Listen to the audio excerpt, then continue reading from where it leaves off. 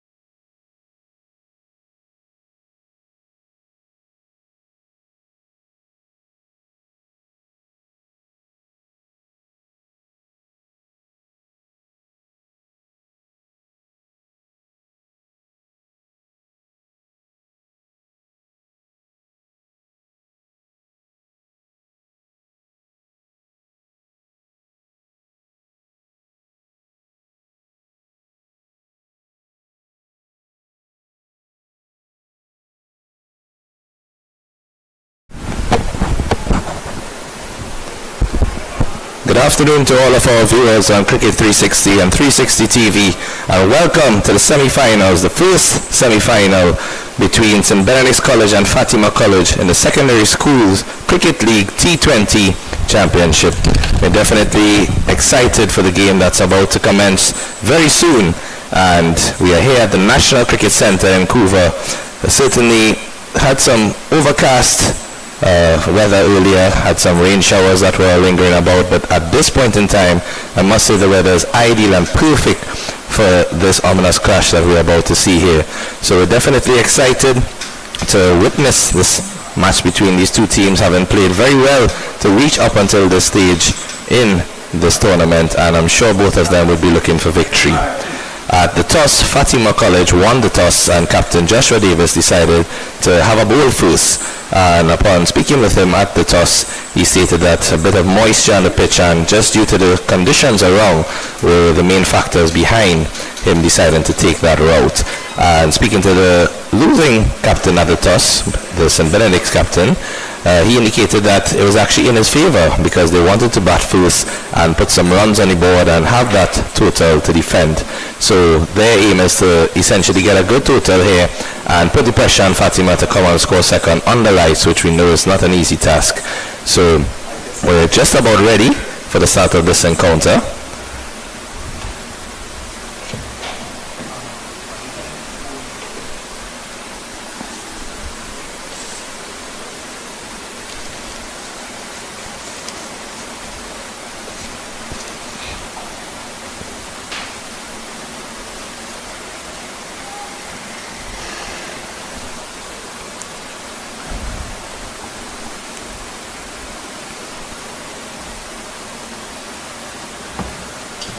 It looks like Josh Telemak is going to be opening the batting for St. Benedict's College. Very powerful left-hander. Caden Mack opening the bowling for Fatima College. And we're on the way for play. That's a nice delivery from Mack first up there. Line and linked. Definitely letting Telemak know that he's going to be bowling stump to stump. And you know, as the old saying goes, you miss and I hit, and that's what these bowlers will be hoping for here, as we look forward to seeing both some runs as well as some wickets. So in T20, you know, anything can happen.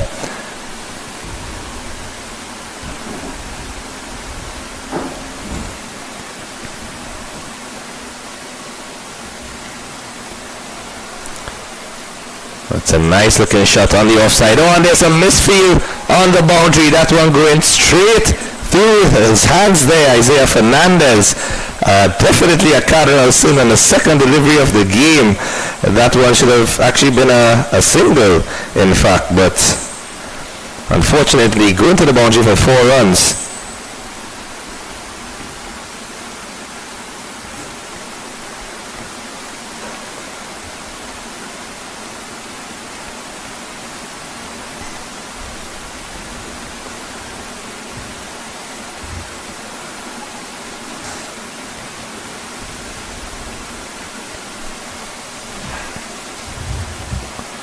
That one angled down the leg side there. Umpire just signaling that he may have brushed the tie pad on the way down. Therefore no signal of wide. A bit of a variable start here for Caden Mack. First delivery on the middle stump line and length. Second delivery, bit loose outside the off, and third one angling down leg. So interesting to see what he comes up with in this fourth delivery here. Oh, and that's much better. Yorker length. We see an appeal here. Players looking excited. Thought that they heard a noise. May have probably been the bat hitting the pitch. But umpire unmoved. And I think that's the thing that Caden Mack be looking for there, because Teddy Mack actually walked out of his crease and yorked himself. In fact, if he maybe stayed in his crease, could have probably looked to exploit the gaps on the leg side. As we say that, we note that in the power play, first 6 overs, when 2 fielders allowed outside the 30-yard circle, and we can see Fatima have a third man deep on the boundary, as well as a fielder at deep cover, who unfortunately misfielded that second delivery. That one cut away into the offside there. No run, straight to the fielder. Score going on to 4 without loss after 4 deliveries. Not a bad start here for either team. Runs not throwing too easily, and at the same time bowlers will try to see if they can get some wickets to exploit that moisture their Captain Davis spoke about. And that's a better delivery again from Mack. Right area to pitch.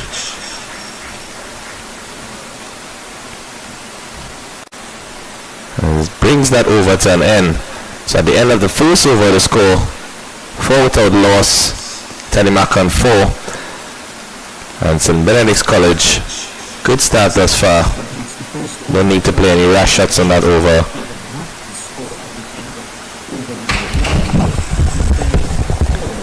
As I welcome alongside me here my fellow commentator, Mr. Ian Wason, who's also multitasking in his role of producer and assistant in the commentary. How are you this afternoon, Mr. Wason? Good afternoon, Kisha. Good afternoon to everyone here who will be tuning in either via YouTube or Facebook. It is wonderful semi-final number 1 match between St. Benedict's and Fatima colleges. 2 very good teams. These teams had a mixed season in the 50 over tournament. Fatima has been keeping pace with the leaders. They have been keeping pace with the 2 presentations on Vishnu's up to a while, until they just fell off in the back end of the innings. And so second over here, it's Adrian Mahis, from this media center end. First delivery, that delivery, flashing outside the off stump of the right-handed Bastio, the opening batter for St. Benedict's College. And as you rightfully said, Ian, definitely some mixed fortunes for both teams in the 50 overs, and also coming to the T20. In fact, the route for St. Benedict's was a very interesting one to reach to this semi-final. That one again outside the off stump. Notably, those 2 deliveries keeping them a bit low. And he's not the tallest of fast bowlers, but that actually might work to his advantage here, Short with a bit of a skiddy action, getting that ball to just stay lower than expected and deceiving the batters. We know fast bowlers such as yourself here, who's tall, strapping, muscular. You prefer to get that bounce off the pitch. I'm not sure about the strapping and muscular part. Tall, yes. This one, a ball pitched up, attempted Yorker. Quick single taken. It didn't look quick in the initial stages. It seemed as if Bastio was just jogging through for that one, but some good work in the field there by Captain Davis, having a shot at the stumps. I don't think the fast bowlers will have long spells on this pitch. As you know, this pitch is historically a spinner's paradise. We know by looking at it, it looks like one of those pitches in the subcontinent, dusty pitches. So we know that the pacers are not going to have long spells.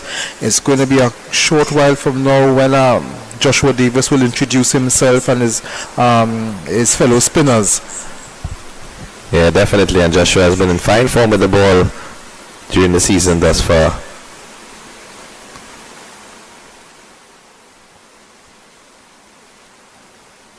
That's one good line and length there from Mahies. Always seems to be a consistent bowler. In both formats, 50 over and T20. Good asset to have when you have an opening bowler who can just maintain the right areas and not allow the batters to score freely to get off to a flying start. Telemark, we know, is an aggressive player. As we see there, just stepping forward and a lovely looking shot down to that fielder at deep cover. Just a single this time, but seeing the intent from Telemark very early on here. Score moves on to 6 without loss. It's really, I'm sure as a batsman, Ian, he might be knocking himself that such an excellent looking shot, and it went straight to the only fielder who is on the boundary in that entire region of the offside.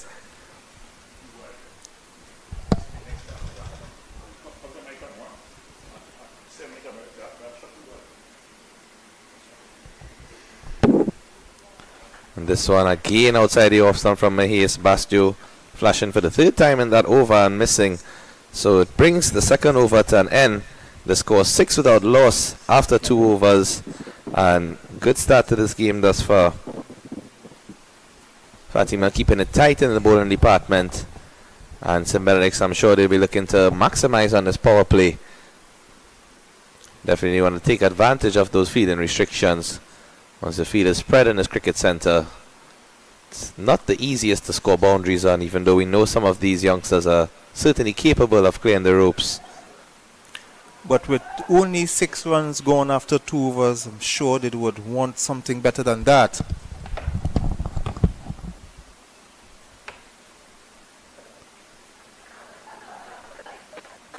That one just pushed into the offside. Single for Telemark.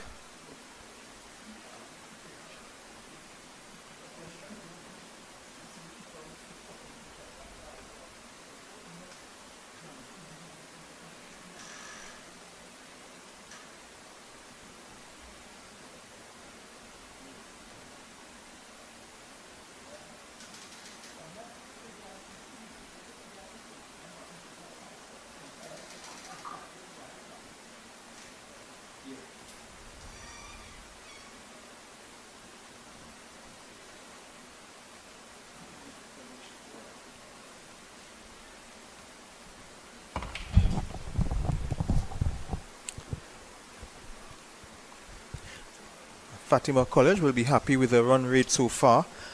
St. Benedict's would want to up the tempo a little bit. This one is driving, misses everything, picked up by the wicketkeeper and Niall Mingo. And of course, it's another dot ball, and every dot ball is golden here for Fatima College. But I think the umpire actually belatedly signaled a wide there. Initially, I also thought it was a dot ball because it seemed to pass right over the bat when he played that shot. But the umpire signaling a wide at the end, just stretching his arms out. Maybe he just wanted some exercise. Very possible.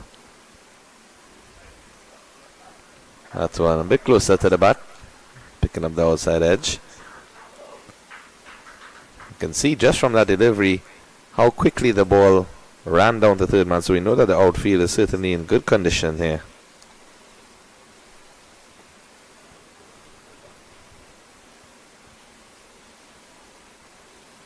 See Telemark just taking back his guard. Using one of those MRF bats. We know certain individuals who are very familiar with that piece of willow. And this one is slashed into the offside and the catch is taken.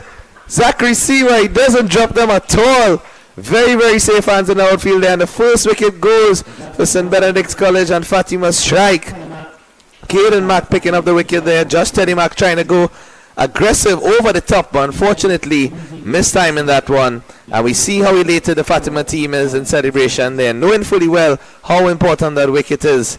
Telemark, one of the premier batters, in fact, for St. Benedict's College. And I'm sure they'll be ruining the sight of him walking off the ground there. You can see he's definitely disappointed with himself. He was checking the bat right after that. I don't want to say commentators curse Ian, because I was just about to mention all of the greats associated with MRF, you know, Virat Kohli, Brian Lara, celebrating his milestone recently, the anniversary of that.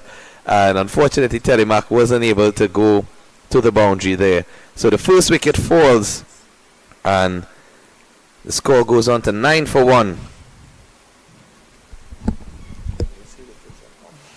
Exactly not what St. Benedict wanted at this point in time. Very good wicket.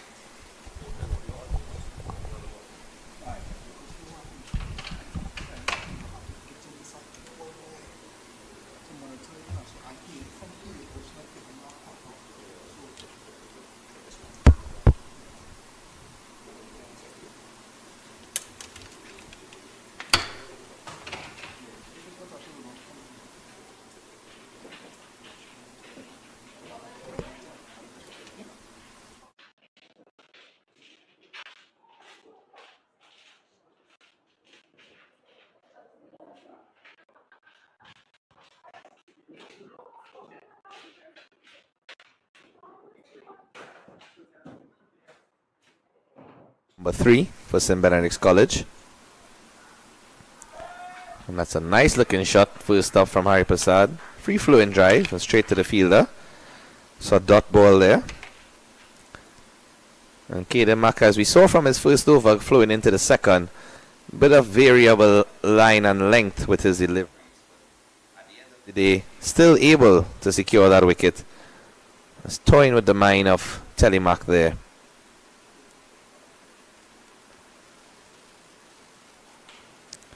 And that's again nicely lined on the body. Not really giving them much freedom to let loose and play any shots here. I know that it's still early in the innings, so to speak. Third over gone, T20 game. And I think, in fact, Ian, from watching the IPL, we have become accustomed to seeing such ridiculous scores that this seems like a very low total right now.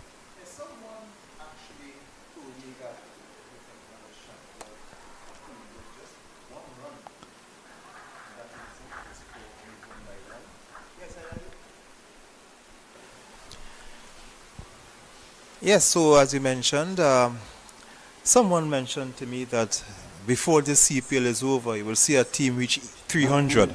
I'm not doubting that. It's very possible. And at the end of the third over, the score 10 for the loss of 1.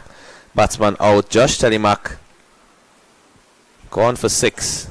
Was looking really good with the shots that he was playing, but unfortunately, the one shot that he missed time went straight to the fielder. And rightfully, as you say, and the IPL has set some new trends in T20 cricket. I mean, must be a testament to the sort of pitches they're playing on as well, and the sort of innovative shots we are seeing. I mean, some of them, I don't think we even have names for them as yet. We know the helicopter shots, the reverse sweeps, but we're seeing batsmen doing all sorts of new things. This one is left alone. It's a wide, another wide that is left alone to go through to the wicket keeper. Mahis just guilty of bowling a bit too wide. And this would give some excitement, as you would expect to see some high scores in the upcoming ICC T20 World Cup to be hosted right here in the Caribbean as well as the USC. As we look at Mahis, this one is played on the onside. Yeah, I must say kudos to Joshua Davis on his field placement here, because many of the deliveries that the batters are playing are in fact going straight to the fielders. So seems as if he's put a plan, asks his bowlers to bowl to that field, and they seem to be executing it at this point.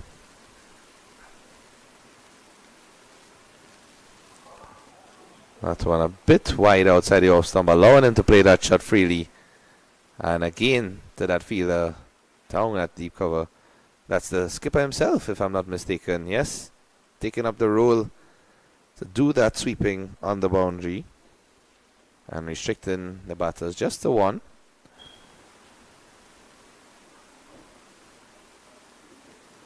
So we see another left-hand, right-hand combination, essentially following on from the start after the left-handed opener Telemark departed in the previous over.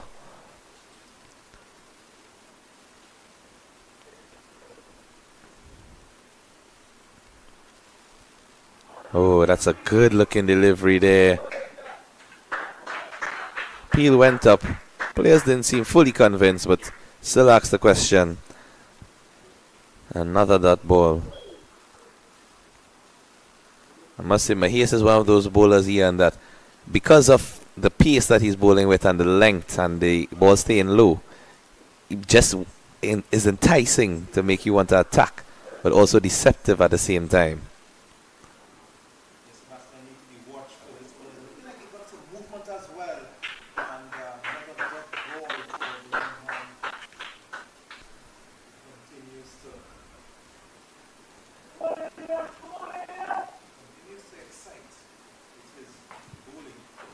Yeah, I think that delivery there was in fact spot on with the example. Batsman trying to go over the top, but it kept lower than expected and not able to get any purchase. And that's excellent feeling there by the bowler Mahias. See the keeper Mango running to applaud him for that fielding effort. Certainly every stop counts, every dot ball counts, as you said, Ian. And it's good to see that camaraderie and team chemistry from Fatima out on the field. This certainly is not what St. Benedict's College want. In the fourth over, it's 12 for 1. This one is played on the onside. They will get 1. There's not much boundaries in this match so far. Just the one boundary that went in the second ball of the innings off a misfield as well. So not any convincing shots, no convincing boundaries. And it brings the fourth over to an end. The score 12 for 1. After 4 overs. 2 more overs left in this power play. I'm sure St. Benedict's would want to maximize those 2 overs and try to get some runs on the board, get some boundaries most importantly, but at the same time don't want to give away any cheap wickets. Always a toss-up in T20 cricket.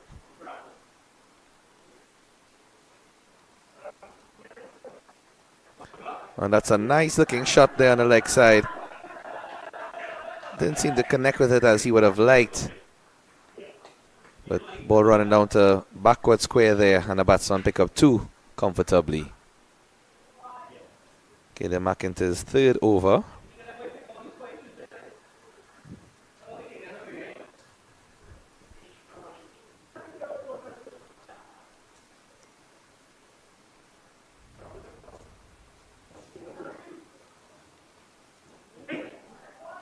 That one is pushed a bit uppishly, and I see a bit of a misfield there from Siwa.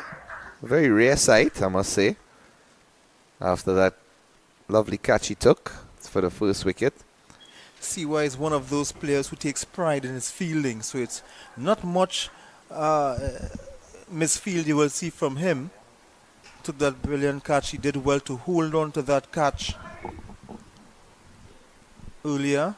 And we're in the 5th over. It's 16 for 1, so just the 1 over to go after this for the power play where the fielding restrictions are relaxed. Yeah, and they've certainly allowed Fatima to get that momentum in their favour. I mean, having your opening bowler bowl 3 on the trot in a T20 is an excellent asset, because all of your other overs in the middle of the innings, you can use your senior bowlers. You have Siwa, you have Davis. That's a quick single taken there. Risky with Joshua Davis throwing the ball, and unfortunately no proper backing up, and that one running all the way to the boundary there. So you get 4 overthrows there. And did they run the first single? So yes, they did. they will get 5 runs. Correct. As we see the umpire signaling there, 5 runs. So the single and the 4 overthrows results in 5 runs, and the score just speeds up there to 21 in the 5th over, something that will put a smile on some of the St. Benedict's College's players. You know, and it's truly amazing what one mistake in the field can do, Ian. Just to possibly shift the energy in favor of St. Benedict's. That's again a nice looking shot, but straight to the fielder, Isaiah Fernandez. Usually see him with the wicket-keeping gloves, but we know that Niall Mingo, also a very capable wicket-keeper. Fatima with a multitude of options. And we see a very familiar name and number in first slip there. K. Pollard. I know it's not Kyron, but in fact, it's his son, Caden Pollard.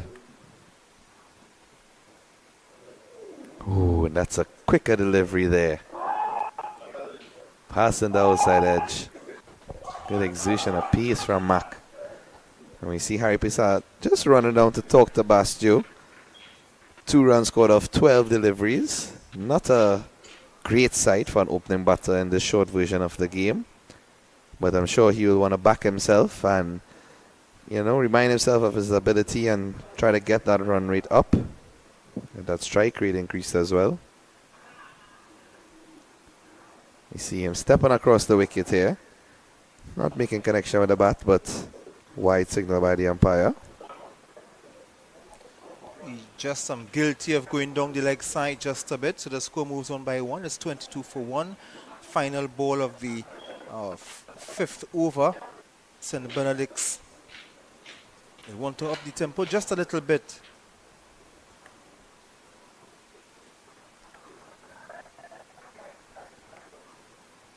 And that one, another single taken there. Close off the over.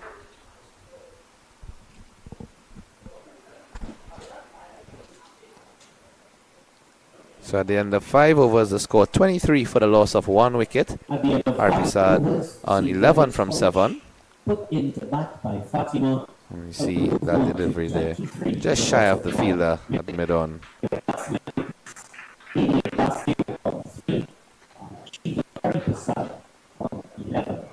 Looks like Mahes is also going to continue from this media centre end.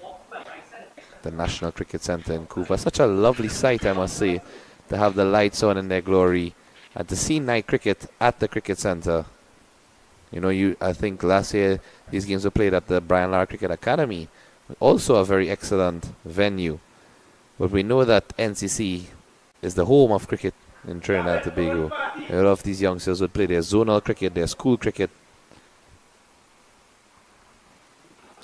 That one hitting the pads, but definitely angling down leg side there.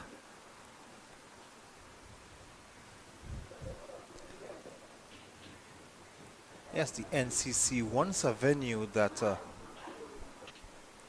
hosted first-class cricket as well.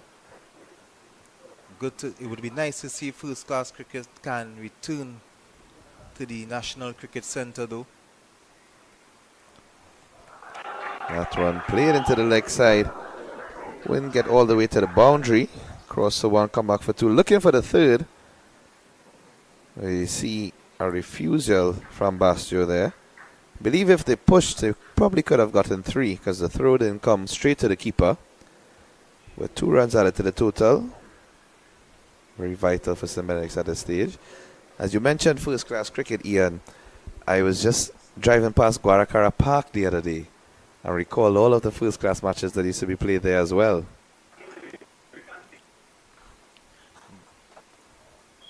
Guaracara Park was once the venue of prestige right after the Queen's Park Oval.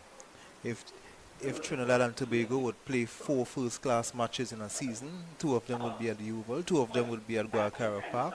I'm sure Guaracara Park had a lot of cricket played there. But now it's just it's a shell of what it was before. Taken over by the Brian Lara Academy, the NCC. So much venues we have in Diego Martin as we're looking at Mahes.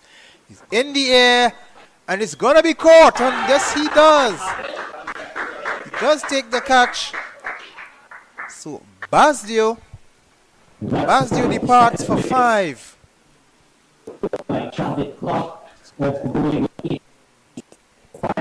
Another wicket for Fatima there. Catch taken by number 22, Javed Clark. Very straightforward, that catch at the mid-on area. Still had to hold on to it as we see His hands were stretched out right, and look at the jubilation from the Fatima players. Always great to get a reward for your hard work. So it's 25 for 2. Not what St. Benedict's wanted.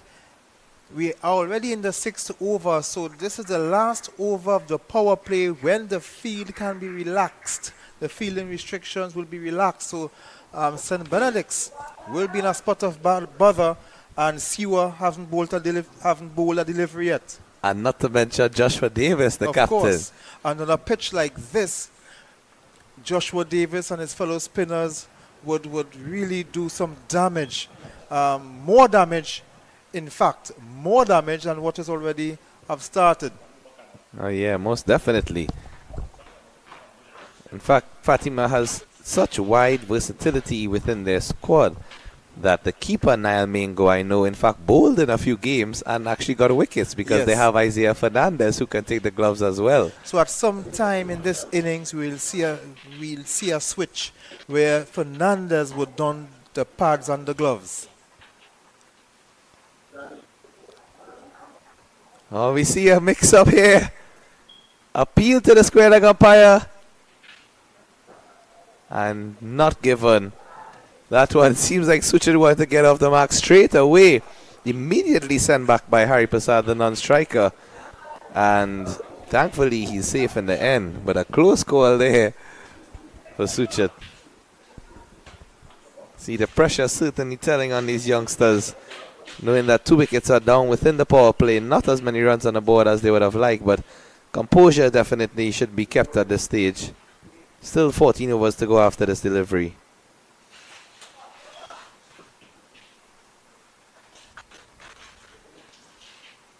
That's another dot delivery to end the over. The end of 6 overs, the score 25 for the loss of 2 wickets. Both opening bowlers getting one apiece, Kaden Mack and Adrian Mahes. So Fatima College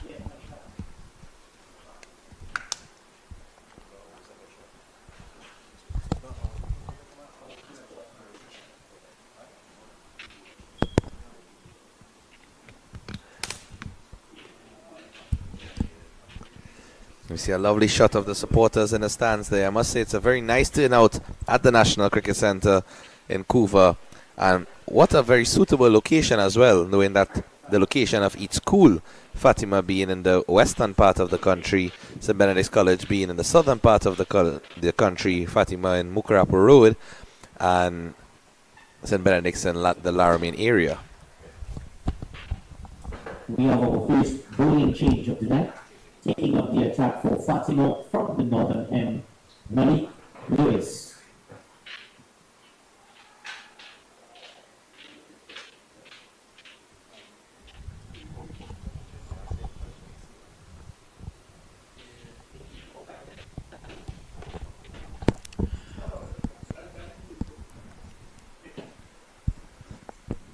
So we're going to have a bowling change. and we are going to see the introduction of some spin into the Fatima attack. It's 6 overs completed. The fielding restrictions are over. The fielding restrictions are relaxed. The fielders can go outside and spread the field, and that will be more problematic for the St. Benedict's team. They're already 2 wickets down for 25 runs. In the start of the 7th over, they need to balance between. They have to consolidate, but they also have to keep the scorecard ticking, because I'm sure that they have a target in mind. With a pitch like this, it's not going to be a big target that they would look at to set the Fatima team, because they themselves will have firepower that they would think that they can defend whatever score they put up. So Malik Lewis into the attack, and that first delivery, there's such a lovely shot there, I must say. A very late square cut played, in fact, by Hari Prasad. That one runs all the way down to the boundary for 4 runs. No chance for the fielder as that ball sped along the carpet at the National Cricket Centre in Couva. Great start to the over, Ian, just as you were mentioning that, they don't really want to let the pressure build in terms of playing out any unnecessary shots. But my oh my, that was a beautiful shot there from a left-hander. Yes, that was a beautiful shot from the left-hander. He gets off the mark immediately, gets on 4. That In one, fact, that was high percent went on to 15. Sushet still yet to get off the mark. I beg your pardon. So it's 30 for 2. Malik Lewis, who has had a very good season so far, drives in the air. They will get 1.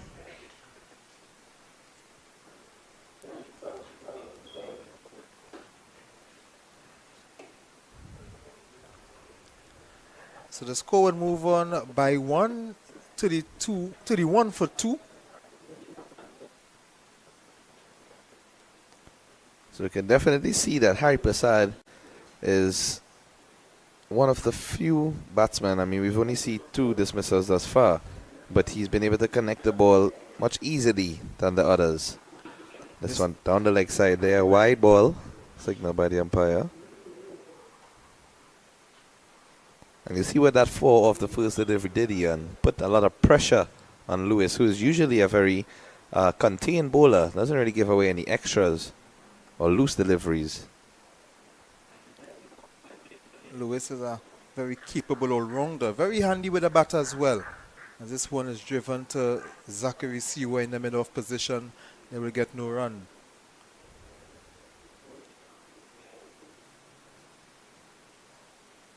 This one is in the air. He's running a brilliant effort. A brilliant effort, just missed, and very important saves 4 as well. But if that catch was taken, that would have been a brilliant catch. I think they get 2 for that. A good effort down in the deep. Well, as we've seen here, Joshua Davis is placing himself in all of the hotspot areas, because if he's not on the deep cover point boundary, he's a long off, he's right in the circuit, he's everywhere in this game so far. One driven back to Lewis. Lewis wouldn't be too disappointed with that effort from the skipper down in the deep. It was a very difficult. You had to cover a lot of ground as well. Yeah, it's never easy, and when you're diving forward to catch the ball, really have to time it. Oh, and that one just shy of the off stump there. But he's rehearsing a shot that he should have played, which is straight, instead trying to play a cross-batted shot and not getting anything on it. So at the end of 7 overs, the score 34 for the loss of 2 wickets. St. Benedict's College certainly would want to increase that total at this point in time, as we see a change in the bowling from the media center end. Looks like it's going to be Zachary Siwa taking up the attack. So with the arsenal of bowlers that Fatima has, you know, it really is something that would be in the back of the St. Benedict's batters' minds, because they will be telling themselves, well, which bowler can I freely score off, if it is they still have other bowlers to come who have such a reputation to precede them. Still have Joshua Davis himself, the skipper, to come on. This is the 4th change. You see all of the supporters coming into the stands there, even more supporters as the minutes go by. I'm sure there'll be a lot of parents, friends, family, schoolmates.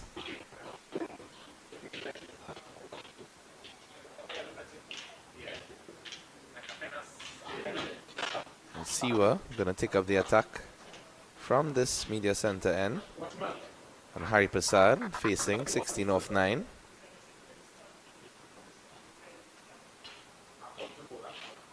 And that one is pushed in the air, oh, just over the hands of Joshua Davis. Again in the thick of things.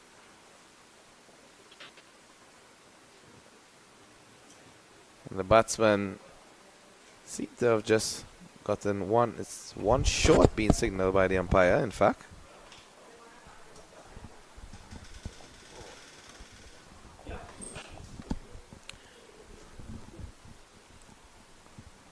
So running 2, but 1 short signal by the umpire.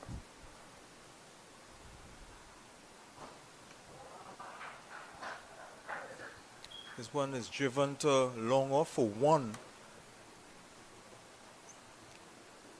St. Benedict's batsmen not doing themselves any favors with that one short.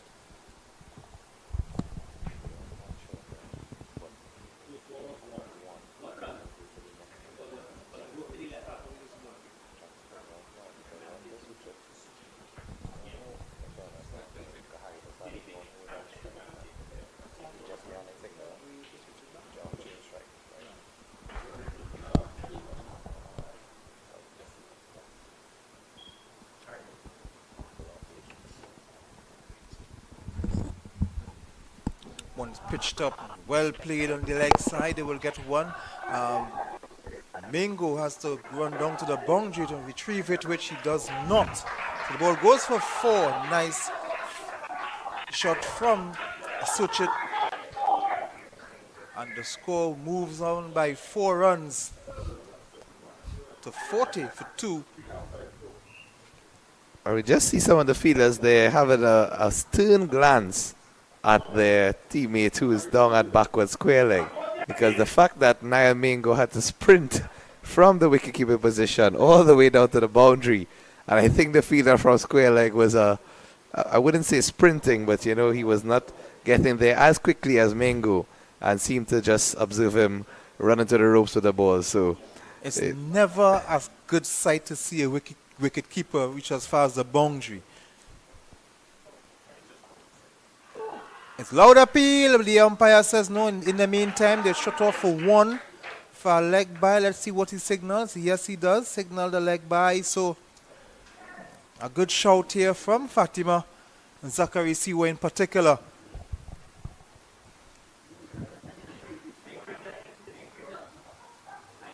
yes, definitely, as you mentioned, wicket keepers sprinting down for the ball. I remember Dinesh Ramden, who was one of the quickest keepers, in fact, and he used to love to just take off his gloves and sprint anywhere around the field to get to it first. I prefer, I will continue this after this delivery from Siwa. Slower ball, and it's true. I'm not sure if that was a drop catch, but it was sent straight back to the bowler on his follow through. And was that another opportunity that went down?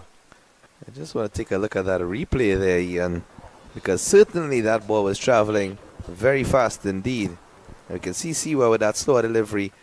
Seems to have just grazed his fingers. Seemed like it just got his fingers to it. But I think as he tried to go for 2 hands there with the cupped position instead of just sticking out his left hand, probably caught in 2 minds there, Siwa, but good effort nonetheless. It was a brilliantly bowled slower ball, as well as this follow-up delivery goes to the wicket keeper. And it's the end of the over, half wicket, as in relation to what the score is now.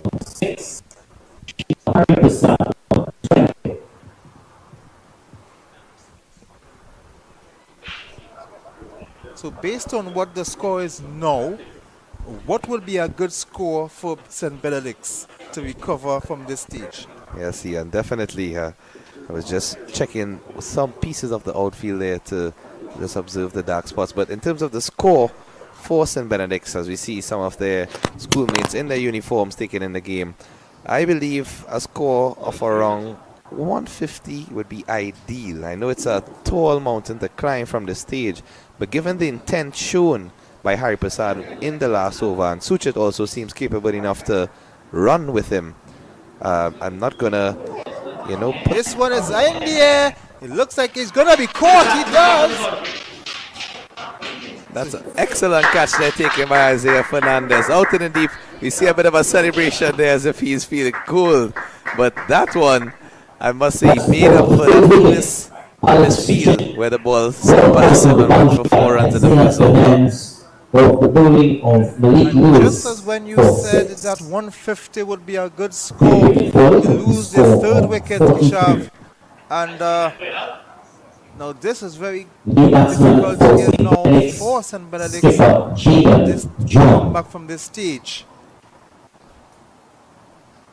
Because you are asking them to score 107 runs in about 12 overs. Now with 3 wickets gone, it's going to be difficult, especially on a track like this, when we expect the spinners to continue. We still have Joshua Davis to come on. So it's going to be difficult. It's going to be extremely difficult, but let's hope that the St. Benedict's batters yet to come on. They can rescue this team. They need someone to play a good hand. It just takes one batsman to have one good over. One good over.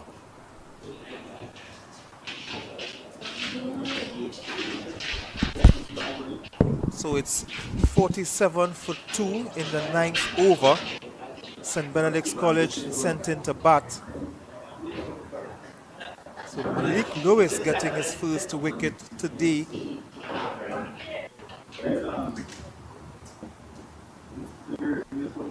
This one is down the leg side. They will benefit from having a wide signal by the umpire.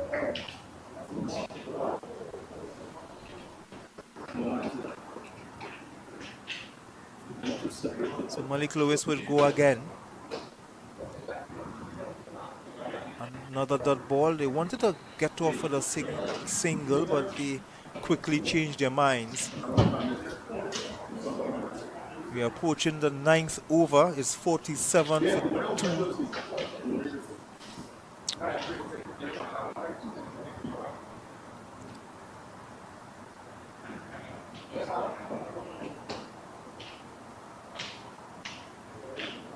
This one is played on the leg side. It's shut off for 1. Mango retrieves, but well back. No, it's backed up properly. They get off for the extra run, the overthrow. So they move on by 2 runs as St. Benedict's College are fighting their way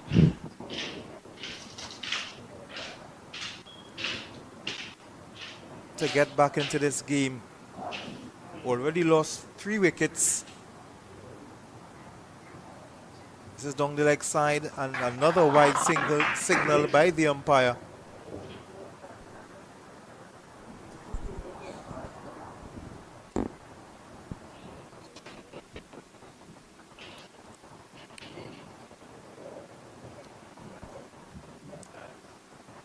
Another dot ball here from Malik Lewis.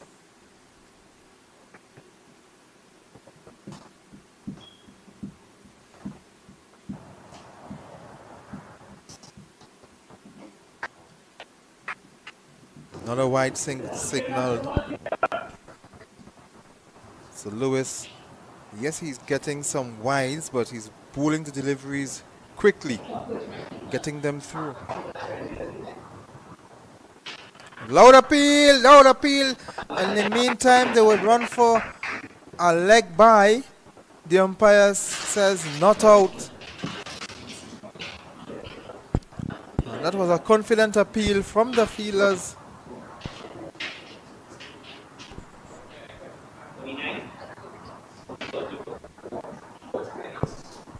Lewis around the wicket. Batsman forces this on the onside. They will get 1.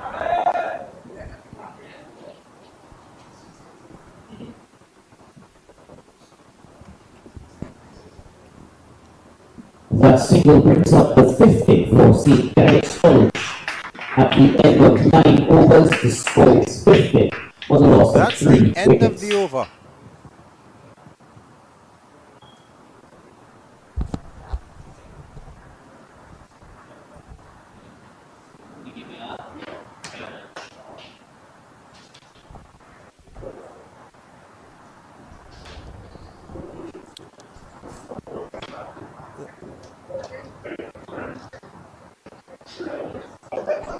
Just a quick look at the St. Benedict's dugout. They are in a spot of bother. They need at least one batsman who can up the tempo. There's a change of bowling here, so Zachary Seaver just getting the 1 over. It looks like Joshua Davis, the skipper, is coming into the attack. They were looking at Seaver going down to the long off area. long off boundary. Taking up the attack for Fatima College from the southern So end. Skipper Joshua Joshua Davis Davis. has introduced himself early.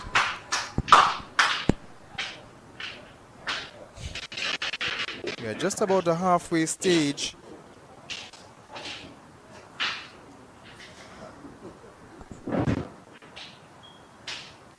Joshua Davis. And he's bowled!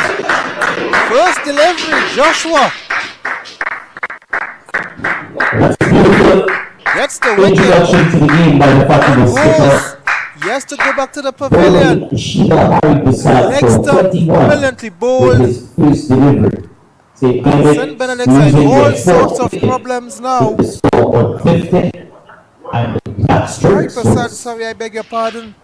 Hari Prasad goes for 20.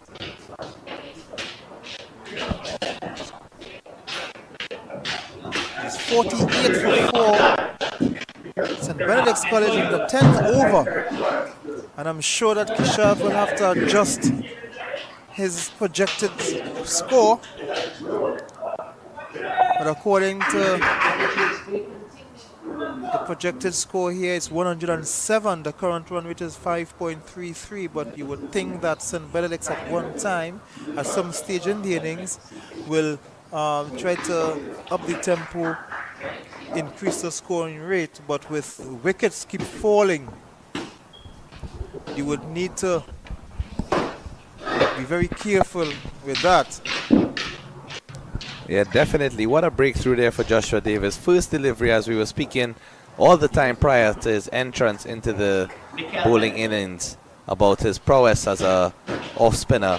We know Joshua with a lot of experience, having played with Trinidad and Tobago at the different zonal levels, most recently with the under-19, also playing with the Queen's Park Cricket Club Premier 2 side, as well as making his debut in the Premier 1 team for a couple of games this season. So lots of experience and expertise there, and just shows the fact that, you know, he's executing as best as he can, and taking a wicket on your first delivery is such a confidence booster for any bowler, far less for one who is always confident in his ability to execute. So we can see at that wicket the players just having a bit of a drink there. It seems as if the umpires are also having a bit of a drink, and we'll be back with you shortly.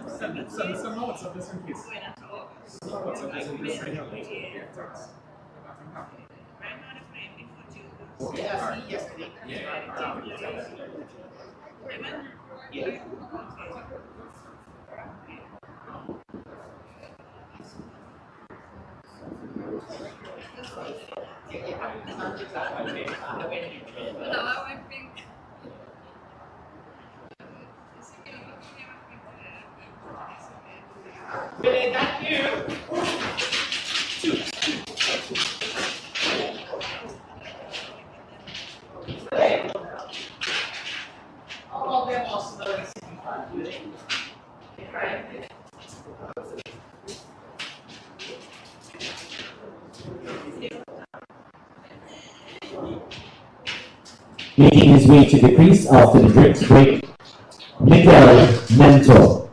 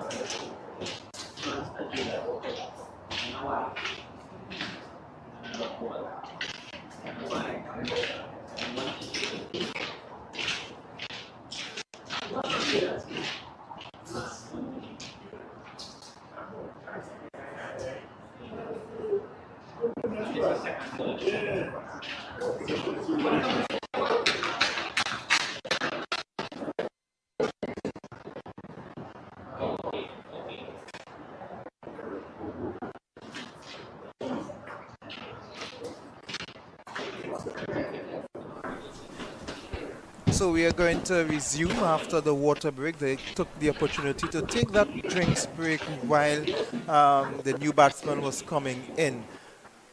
So Joshua Davis getting ready, just making some adjustments to the field.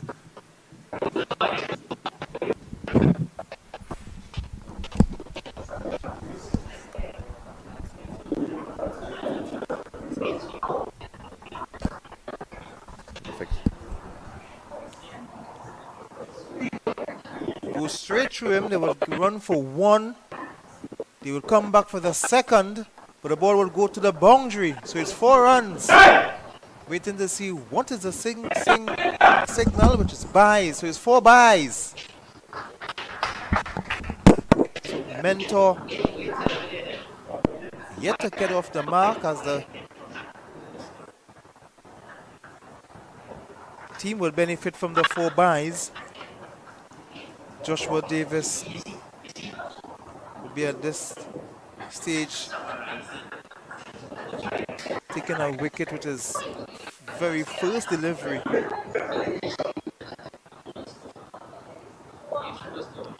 This one is driving, there's a loud appeal, and he's gone. Leg before wicket, the umpire says yes. The drilling finger is raised. Joshua Davis. Mentor leg before wicket to Davis. Another wicket, the 5th wicket. So St. Benedict's College is gone. So Fatima in control, and based on what we are seeing, is going to be a very small target for them if someone does not come and put his hand up for St. Benedict's. You can see the jubilation by this team. Came all the way from Mocrapo Road in Port of Spain. Half of the St. Benedict's College players are back in the hutch. They too had a very long drive from La Romaine in South Trinidad.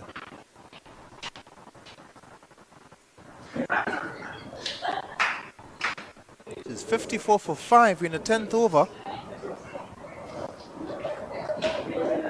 Joshua Davis, 2 wickets and 3 deliveries. And he's bowled! Joshua Davis is on fire now. Kashiv, I told you that with the spin on this pitch is going to be a problem, but I didn't think it would be this kind of problem. Literally, I mean, I was just silent for the last couple of deliveries in awe with what was taking place there. I mean, from after the 4 byes, you know, I did think that would have faced Joshua, but look at that delivery, a classic off spinner. A bit of flight, turn, and bounce. What more could you ask for? Hitting the top of the base here. You can see the happiness on the faces there of him and his teammates. So what a way to lead from the front as a captain. 3 wickets without any runs conceded off the bat of your bowling. So Davis has bowled 4 deliveries and he has taken 3 wickets. And of course, he has a lot of experience because he played this season. He played with the Queen's Park first team in Premier Division 1. So he has a lot of experience. He played against some of the best players in the country. He would have been playing against the likes of Power Gen, Central Sports and these teams. So he's facing and bowling to these players. So he's had a very good season. Right now, I think he's with the Queen's Park Division 2 team playing in the 50 over division, because of course you can change the teams as you move from competition into competition, and he's doing quite well. Siwa is another player who would have played with the Queen's Park Division 2 team and also doing quite well there, so he's really showing his experience in this match. 3 wickets in 4 balls. Yeah, I mean, really and truly, when you are allowed to play that high level of cricket amongst the best in the country, it can only elevate your game and you can only improve. That is once you have the right mindset, which certainly Joshua Davis has. I mean, his family is a cricketing family. His father definitely a very fervent coach in Queen's Park, always working with youngsters. So let's see if he can complete the hat trick. He has got 2 balls, 2 wickets. And let's see if he can complete the hat trick. This is a hat trick ball. And possibly 4 wickets and 5 deliveries. Left-hander and strike. Oh, I think he angled that one into the pants, hoping to get some purchase and to just turn away. But nicely played by Kanhai. He's covering the spin and on that delivery there.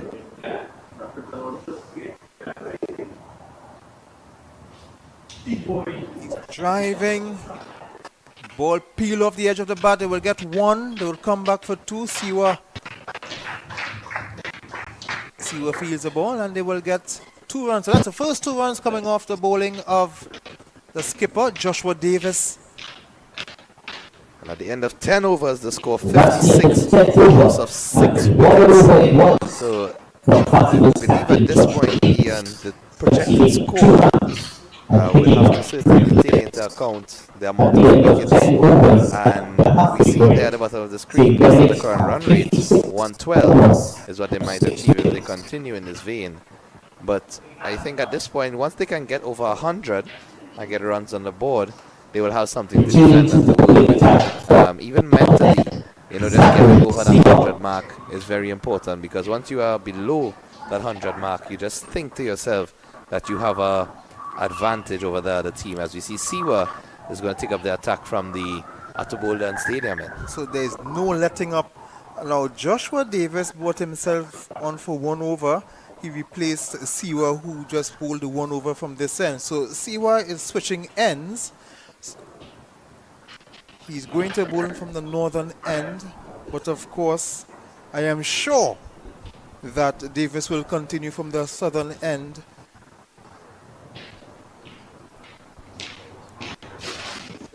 So Siwa, 1 over, none for 8. He replaces Malik Lewis, who was bowling from that end.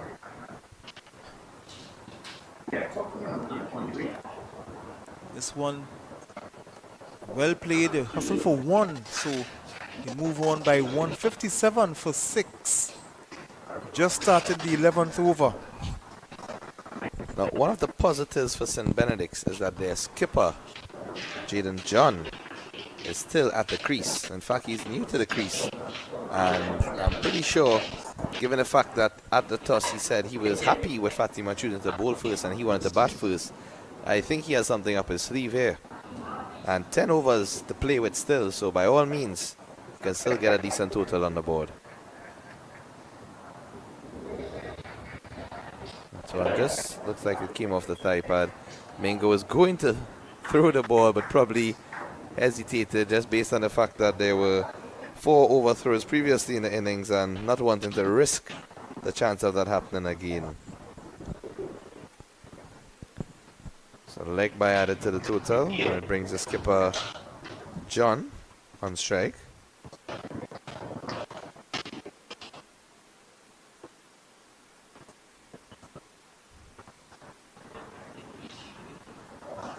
And that one is flashed in the air, but it's wide of the field and looks like it'll actually run away.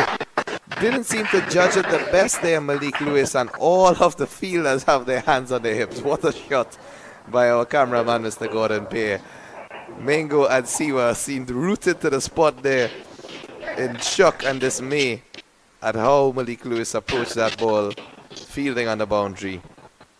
That one a nice looking upper shot. I think the ball, when it bonks, it just may have spun away from Lewis, and that's why it ran away to the boundary for 4. But maybe he could have attacked it a bit more in the eyes of Siwa and Mingo. Because you could have seen how he was starting to slow down, because he was starting to gather himself to pick up the ball, but then he had to, when he realized the bounce of the ball, he had to speed up again. In the meantime, this is Siwa. Slower ball, but a wide delivery. Wasn't aimed all that correctly. It happens sometimes with a change of delivery. The radar doesn't get it all right. Sometimes that change of delivery, the slower ball, you can either pitch it wide, it might go offline, or it might be over pitched or a bit too short. So, because there are different techniques of bowling the slower ball too. It's according to what technique that you use. That's when he's taking the outside edge, running down to third man. Nice bounce for the fielder to help him pick up that one. And just a single added to the total.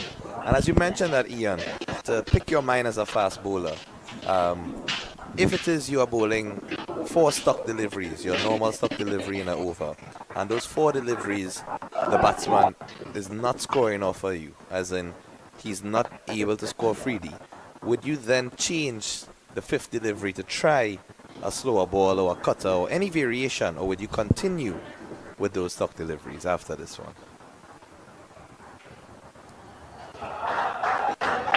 It depends. It depends on if the batsman is connecting, if the batsman or what the batsman is doing. If I beat the bat, if the dot ball is because I beat the bat a few times, may not change. If the dot balls are because he is driving the ball straight to mid-off, doesn't get the run, but he's bowl it a bit slower so he can pitch it in the air. He can put the ball in the air as opposed to along the ground to mid-off. So it depends on what the batsman is doing. I would change his stock delivery to the slower ball.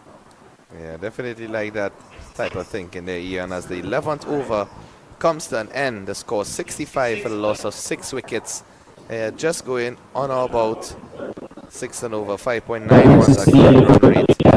And I really like that explanation, Ian, because it's great for all of our viewers, especially the youngsters looking on, as we see a great shot of the stands, their crowd building each time our cameraman shows us. And the thing is, like Kishav, I always tell bowlers, if a batsman is driving you to the boundary, driving you through middle for 4, do not get discouraged. That is what you want from him, because he's easier now to get trapped with that slower ball. He would play earlier, the ball would go in the air for the same mid-off to catch. And they have now, if you have the ability to move the ball both ways, you can cause a lot of problems for batters. You can beat a bat 3 times. On the 4th delivery, the batsman might realize, okay, he's moving the ball away from me. I can start to leave alone. That's when you bring back the ball on the other side. So you can do a lot of things if you can move the ball both ways. For spinners, for a leg spinner who can bowl the leg spinner who can bowl that delivery that coming back, and for an off spinner that can bowl that ball that moving away, whether it's a carom ball or anything. It's easier, but for a pacer, it's harder for pacers to move the ball both ways. There are different techniques. The ball you wouldn't benefit from the overthrow. It's well fielded there. The score moving to 66 for 6. Not a score I like to see out loud. Yeah, definitely not the best numbers to be associated with there. 666 in 11.1. Do we have some numbers coming up for the Lotto draw this weekend, Ian? No, I do not play that. Likewise. Ball is played on the offside. They will get the hustle, but I think he was sent back by the non-striker.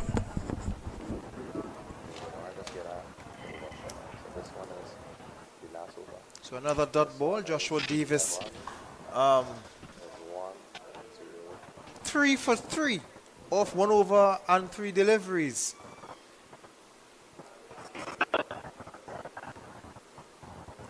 Pitched up, the wicket keeper. Oh, that ball, just of course, his natural movement will be moving away from the left-handed batsman. And of course, he's getting a lot of purchase on this track, a track that is well known for assisting the spinners.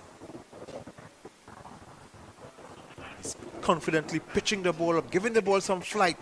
He will get 1. And that's one of the things I actually like about Joshua Davis bowling, is that he's never afraid to flight the ball.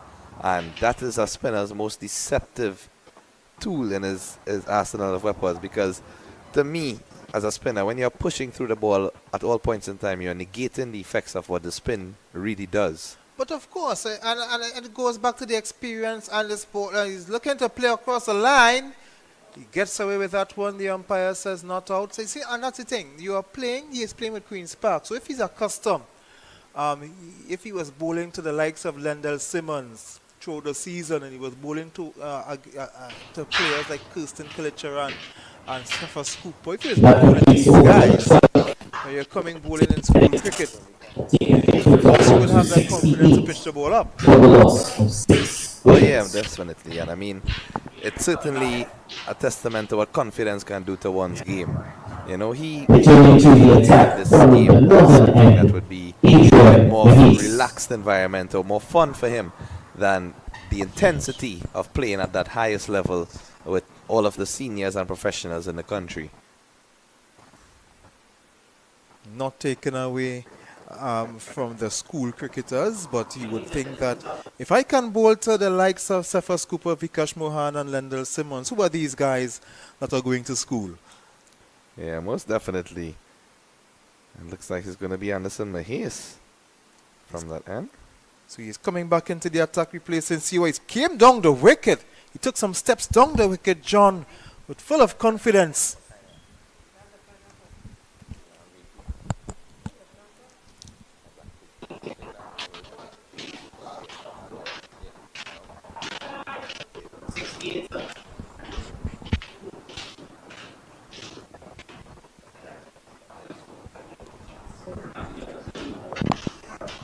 With all the confidence, he came down the wicket, was still at that ball. He didn't get to pace that field.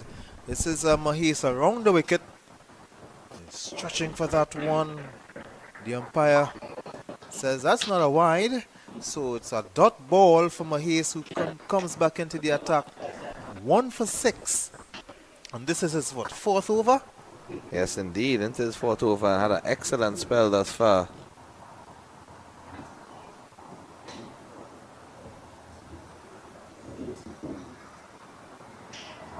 And again, beaten the outside of the bat there.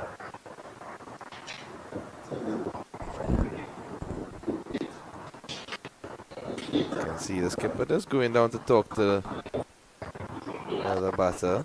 Just have a way to reassure him.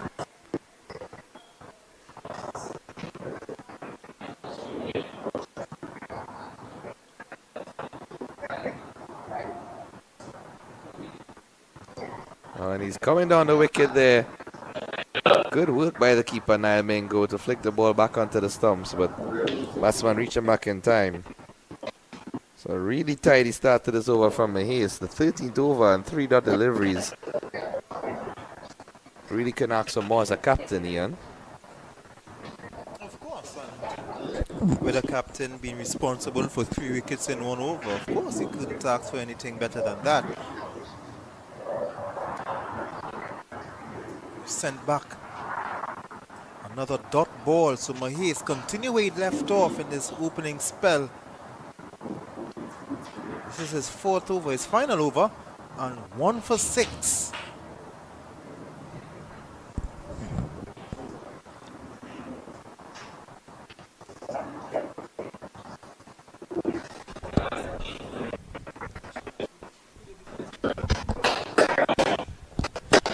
Benedict from last week's high of beating the newly crowned champions in the 50 over presentation Shagonas, which a lot of people would have seen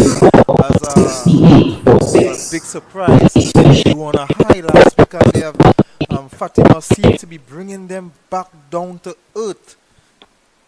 But I think with that squad, that presentation College Shagonas has, everyone expected them to be in the finals of this tournament in addition to winning that 50 over league. And really and truly, I mean, that game came down to the final over. Josh Telemak had to defend, I believe it was 9 runs, if I'm not mistaken. And he bowled superb. Yes, he did. Superb, because Alexander Chase tried in the last over, but Josh Telemak bowled like a champion. He did very well, and St. Benedict's College surprised everyone, and that was a superb game, well skippered as well. But the game is not over yet. They still have a lot, so that you don't want to count St. Benedict's out. They prove that they can defend anything. Ball pitched up by Malik Lewis, who has also changed ends. He was bowling from the northern end. Now he's back here for the first time on the southern end. A bit of a mix-up there. The non-striker running down half pitch and being sent back. And definitely wasn't a run.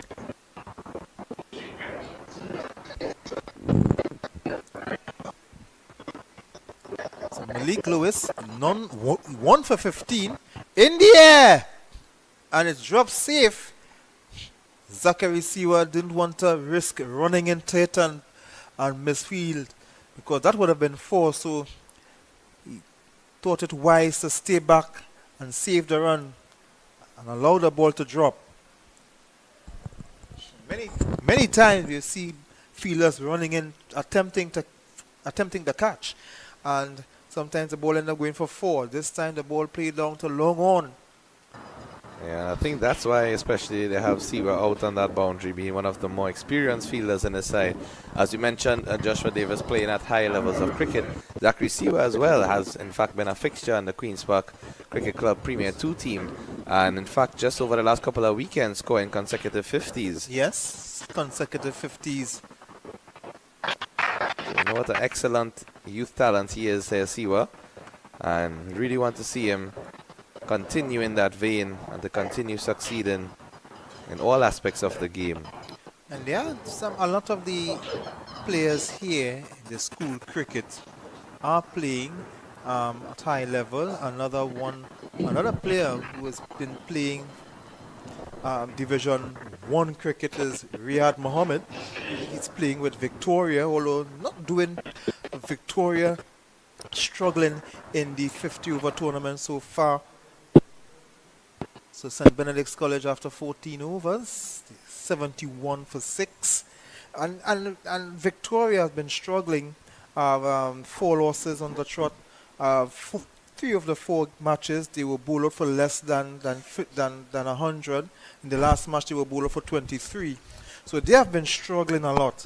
But Riyad Mohammed still has the experience of facing these bowlers. So he's getting to face the likes of Terence Hines. He's getting to face the likes of Kari Peer. He's getting to face the likes of Uthman Mohammed, Imran Khan, and these guys. And so it will always do well for them. Yeah, definitely, and also Jason Agard. He's also playing for Been a Victoria. predominant fixture in that team, and both of those guys will be featuring tomorrow evening when Presentation College San Fernando comes up against Vishnu Boys Hindu College, and that one is going to be a cracker as well, you know. That was Andrew Rambaran for Vishnu Boys. He's playing with Mary Boys. And he has been performing really well this season, and must say getting high praise from all of his teammates as well in terms of his attitude and discipline to the game. He had a very good season with Mary Boys. And a lot of the under 19 players, they are playing with the under 19 team in Division 2. So a lot of high quality cricket for these young players in school cricket. So they can come back to their schools and add experience with their lesser experienced teammates. Adian Racha had a lot of cricket this season as well with the under 19. He played earlier in a warm-up game with the Red Force senior team as well. This one is driving down to the boundary for 1, as well fielded there by the fielder. The score moves on by 1. St. Benedict's College would want to get 100 at least. Now, they did well against Presentation College Agonas in defending, so they are a team that can defend runs well. Fatima must be wary of that. Yeah, definitely. I mean, they seem very confident with batting first and defending whatever totals on the board, so going to be an interesting second half. So Siwa is back in the attack. Josh Davis is not letting the batsmen get accustomed to any one bowler, giving them 1 over spells, which is very good. And that's another very good tactic you can have to keep the run rate down. Don't want to get accustomed to that one bowler. Agreed. I was wondering why he didn't bring him self back for at least a third over and maybe keep one back in the hut coming down to the final 5.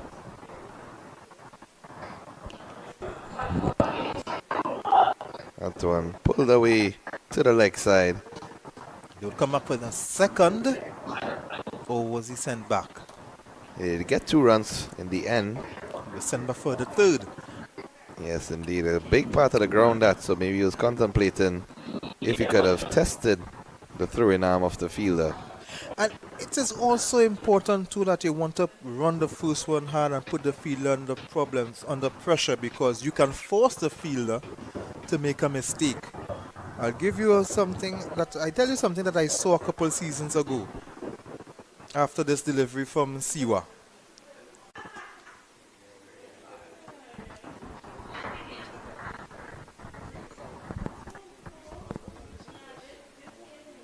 This delivery from Siwa passes the umpire.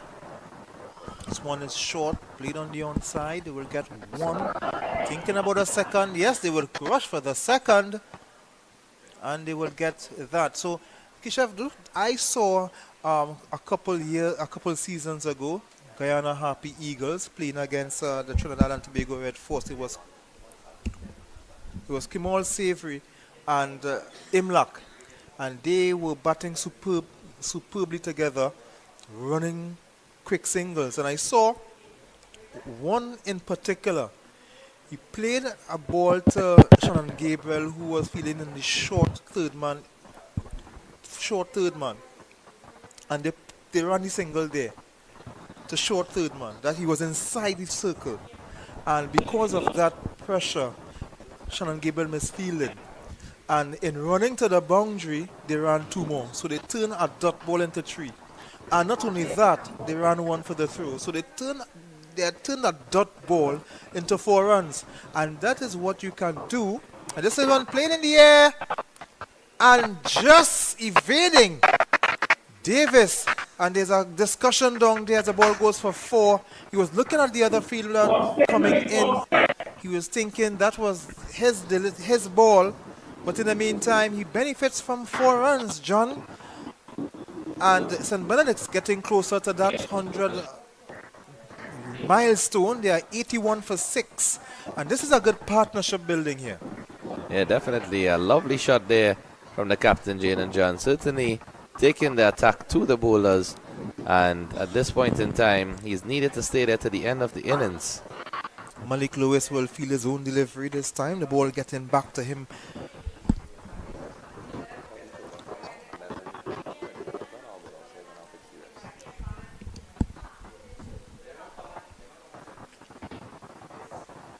This one is flighted.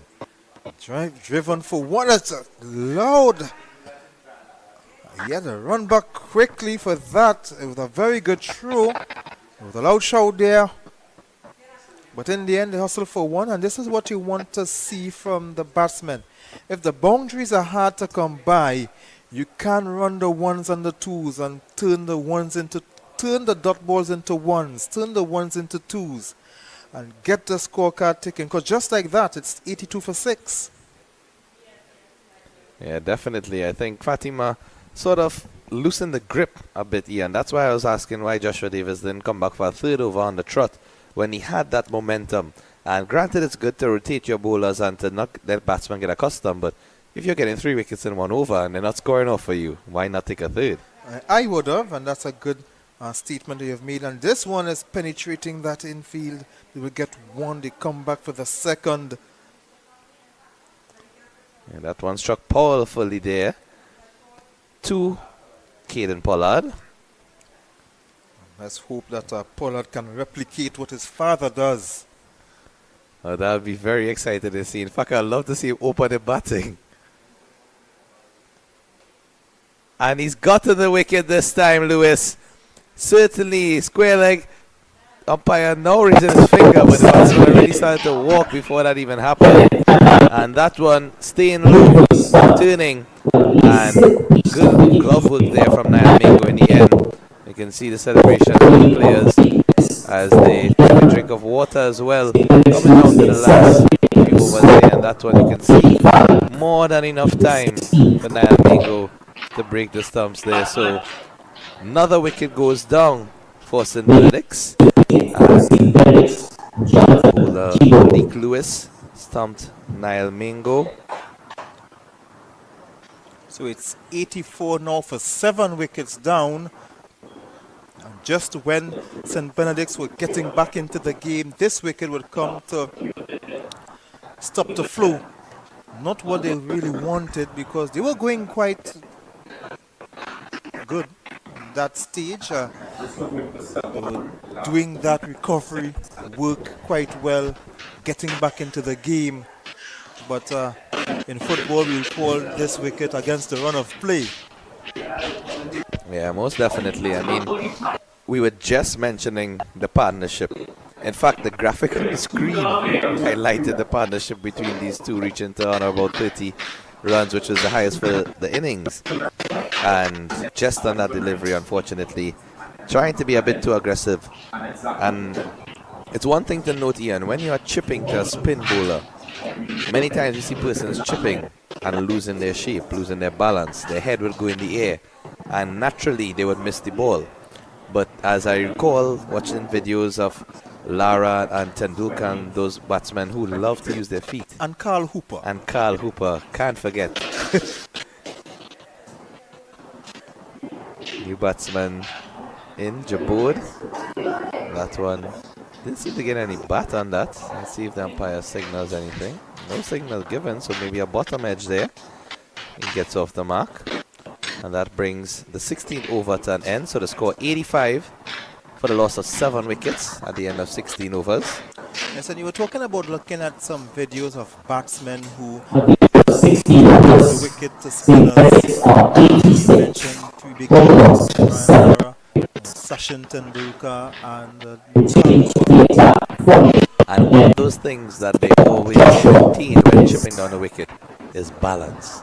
As in, they would chip, but they would stay in that batting stance, that batting position while chipping. And it just makes things so much easier for when they reach the ball.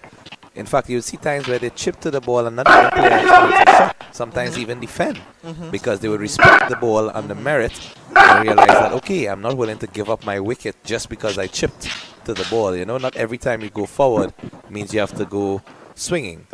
But it's all about sensible batting there. I'm not sure what happened there, and doesn't look like Joshua Davis is happy. He was going to bowl, but I'm not sure if... I'm confused, because we have him as bowling 2 overs. So we know he has 2 overs to go. So I'm not sure why he wasn't allowed to what was said there. And when he took the ball from the umpire, he didn't look pleased. So we'll have to try to get some information on what actually transpired there. So Zachary Siwa would continue. He'll bowl his 4th over and wicketless for 22 runs so far. Usually he gets a lot of success in his bowling. One beating the batsman picked up by the wicket keeper. Yes, and going back to that chipping down the wicket, I'm not a chipper. I don't like to chip down the wicket. But when I do, I make sure the ball cannot pass me. So if I have to use the pads, the ball must not pass me, because if the ball passes you, don't even look back. You just keep on walking. So again, as I mentioned, you have to keep that shape. You don't want to lose shape, because you will be a goner. And he's gone! The umpire raises his hand. I myself was a bit surprised. To me, the ball looks like it was over the wicket. Jonathan Gibo left Look at that replay again. But another wicket goes. It's Next losing the 88 score on 86. I must say that one here Incoming a batsman bit high. Let's shock Look the at it here. batsman. Also the line of the delivery. In fact, they didn't even hit the bat. I am stumped. We know talking about catch coming down the wicket, but I am stumped. This is the first time I've seen you stumped off the field, Ian.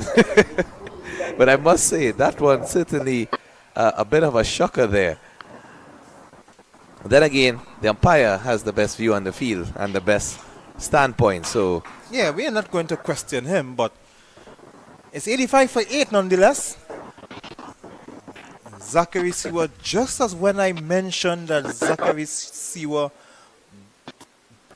gets success in his bowling, he gets a wicket. So I wouldn't say this is a commentator's curse, it's a commentator's blessings. I know you have those powers certainly within you. Always great. I'm sure Siwa would appreciate that as well. As I witnessed previously when you called the wicket when Aidan Ratcha was bowling when we did a secondary school game last year. And so said, so done. So it seems you have a knack for fast bowlers and indicating what's going to take place. And I did remember too. I remember that game, I think what you're talking about. So let me keep my mouth shut for the rest of the for the rest of the innings. New batsman in Lal Chan. Slashing at that one outside the off stump. It's 85 for 8. Zachary Sewer 1 for 22. St. Benedict's College in a spot of bother. That is an understatement.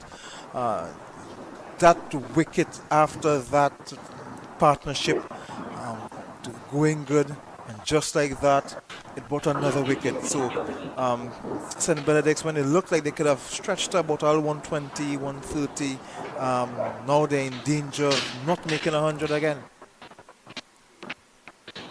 And that one again beaten Lalchan outside of the off stump.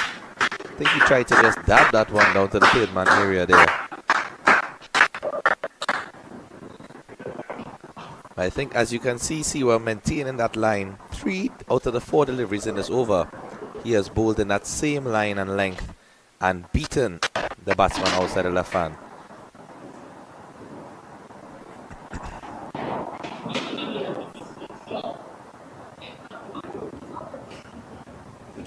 That one finally getting some contact there. Sliding effort. Misfield doesn't result in not because it was a backup right there.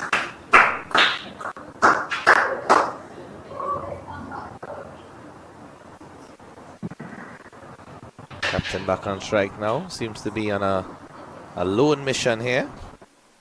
None of his partners wants to stay with him at the crease for the remainder of the overs. He's on 19 of 26 deliveries. Lalchan is on 1. Seawall, his final delivery for his spell. They strut off for 1.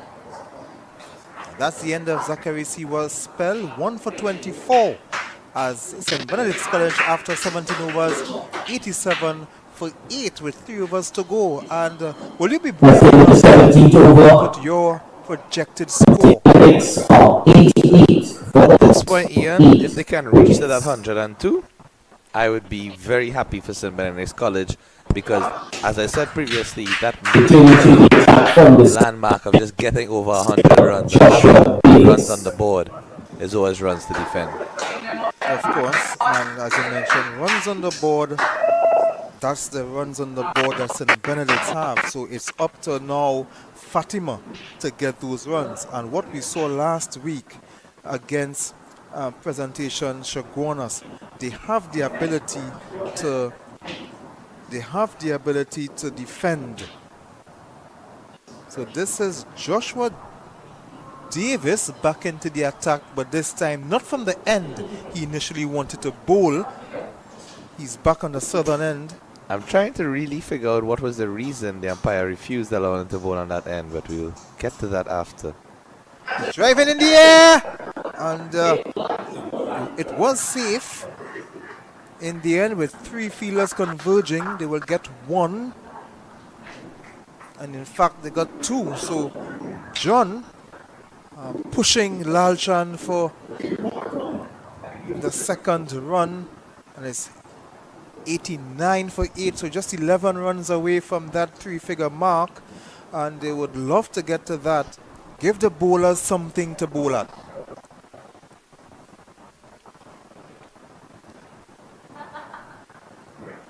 Oh, fly turn and bounce there again. Lovely delivery. And as you said, I mean, at this point, 16 deliveries left in the innings. By all means, 11 runs to get. Just take your time and get to that landmark. No need to really try and unnecessarily accelerate at this stage. I don't think I've seen, and this is a reverse sweep. He's appealing that one. And You see a bit of a Superman effort there from Nyamingo. but my thing is, why did he try that reverse sweep? 8 wickets down.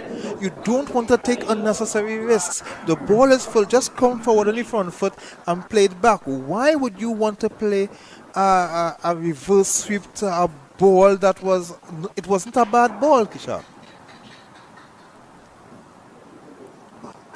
I would know about to say that I haven't seen, and this one is going to come back for the second, and there's an appeal for the run out. The umpire says no, so they complete the second run.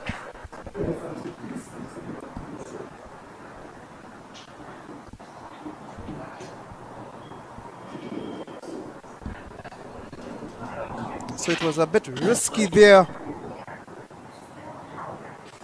The captain definitely wanted to maintain the strike, sending back Lal Chan when he's looking for 3. Pushing that on the outside, the wicket. The short code man, there's an appeal there for run out. The umpire says no. In fact, Looks like he sent him. Has he? That's the fall of the 9th wicket. And chase and a Lal Chan, ball. Walking back towards the pavilion. with the throw from Davis Berra into wicketkeeper Niall Mingo. Fatima losing their 9th. Sorry, St. Benedict losing their 9th it wicket. was mine. So he did try to put his hand up. 22. Definitely. I think from the angle we were looking at initially here, we didn't see when The last batsman broke the stump. So we just was waited for Benedict. confirmation from the umpire to give that final verdict. So 9 wickets down, 91 runs, and Benedicts are in danger of not getting to 100. But of course, as you said, psychologically, they want to get that 3-figure mark.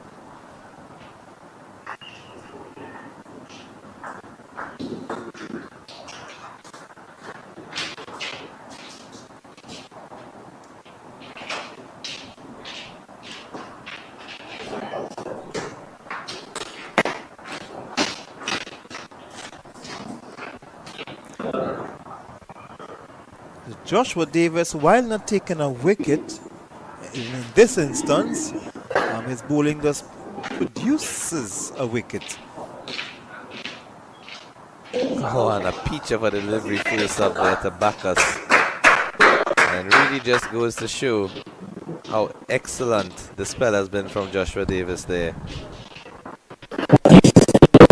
18. St. Benedict 18 over 2 for 9. 91 2 overs left 9 in their wickets. innings. And at this stage, St. Benedict's Which keep means the stating, attack just try to get to that 100. And it's going to be Caden Mack coming back into the attack for his 4th over. And good spell thus far. 3 overs, 1 for 90. We know Caden Mack has been around this cricket scene for a while. Also plays zonal. I believe he in fact went with that Joshua Davis team. Not Joshua Davis, sorry. Joshua De Silva's team when they went to that tournament in Dubai. I believe he was one of those members of that team. We'll get confirmation. I haven't seen Joshua Davis bowl a short ball today. Most of his ball, if not all his deliveries, were pitched up, forcing the batsman to come forward. And you have to be a very confident spinner to do that. This ball is driven, pushed on the onside, on drives. Yeah, and as you mentioned earlier, with that shot that he attempted to play, the reverse sweep, there's really no need for it at that stage. I mean, thankfully he was able to survive and wasn't given out, but he could have. He could have been dismissed, and that is not the risk that you want to take when your team is in a position like that. agreeing. Especially as the leader, show that example. But of course, we'll forgive them. They are just young guys learning the game. If you see somebody like She Hope doing that now, that would be unforgivable. Of course, and that actually is excellent running there between Bacchus and John, getting 2 from that. Seemed to play that shot intentionally, in fact, Bacchus. Not really putting all the pace on the ball with a shot, but just seem to time it so allowing for them to come back for 2 comfortably rather than 1. And Bacchus, in fact, his elder brother also plays with Clark Road reserve team. I played against him a couple of times this season with Presale reserve team myself. Had the honor and privilege of captaining them for the season. So looking forward to seeing some of these youths here actually coming out into that Premier 1 fold, Premier 2 fold, and just playing more competitive cricket and continuously improving their game.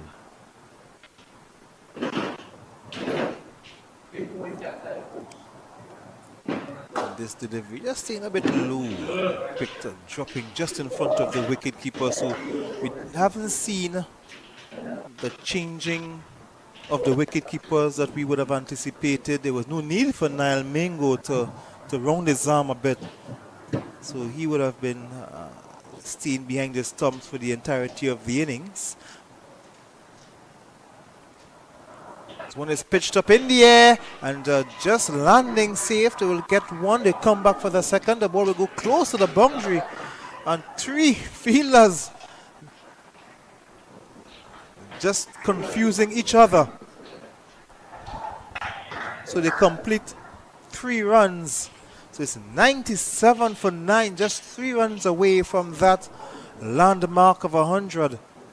I think they should get it at this stage here, barring any wickets falling, because we know that there's only 1 wicket remaining in the innings. But John Beanon on strike thus far, I believe he's been the top scorer in the innings and certainly played the most confident. Didn't really play any rash shots except for that reverse sweep, which we were not too pleased with seeing, but he's played a lot of his strokes with a straight bat. And here we see an innovative shot and not getting the connection he would have liked, Ian, but still gets 2 runs out of it. That one I'm sure he would have been looking to the fine leg boundary, but hitting the toe off the bat and just ricocheting right there to that short mid-wicket area. So it's a bit of comic relief there provided by Just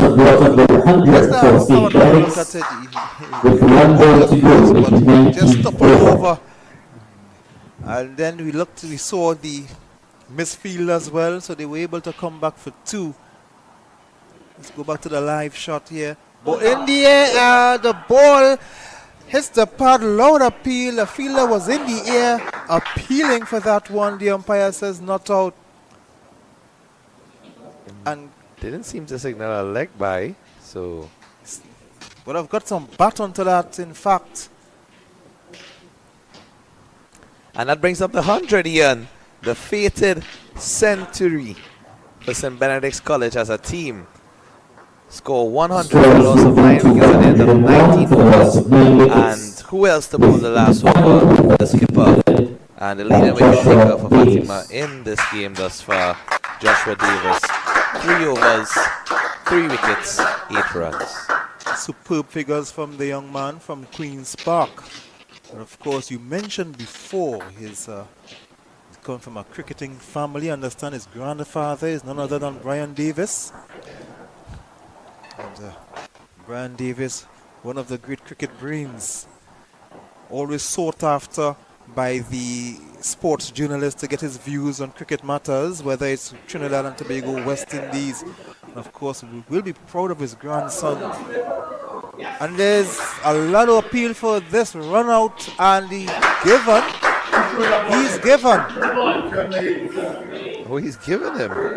That's the end of the innings. Jean John run out at the striker's end. A beautiful throw from Adrian Menis into wicketkeeper Ranger. Dive came in after. So that's the end of the innings. St. Benedict's College bowled out for 102. And guess what? The projected score was correct. 102 for 9. Well, for all out, 102 all out. So there's an adjustment. So it's 101 actually.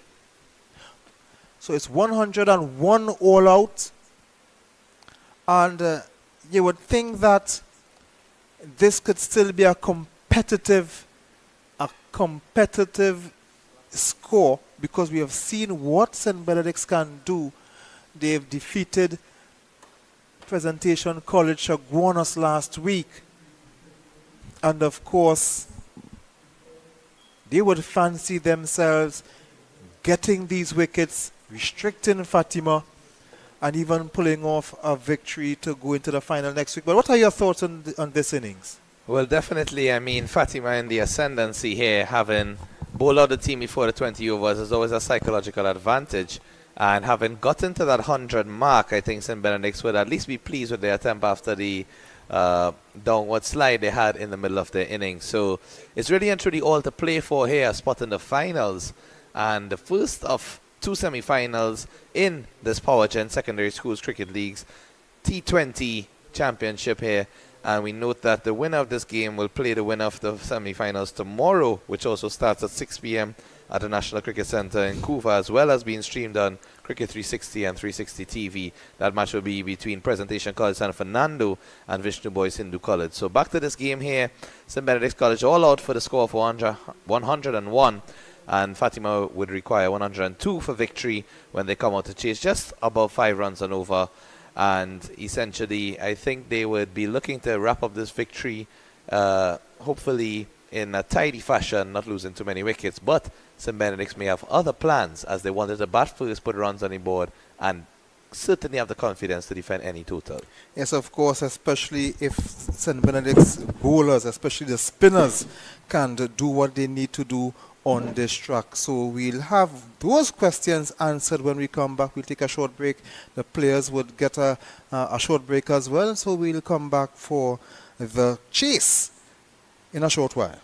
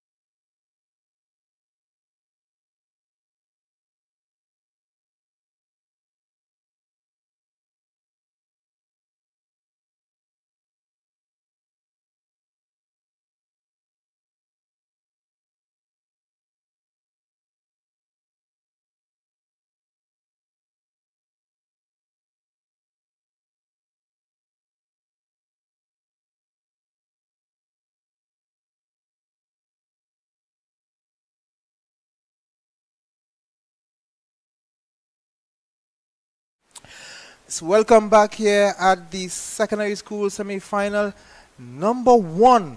And this is Fatima's response. The first ball, looking to flash at it outside the off stump. They will get no run.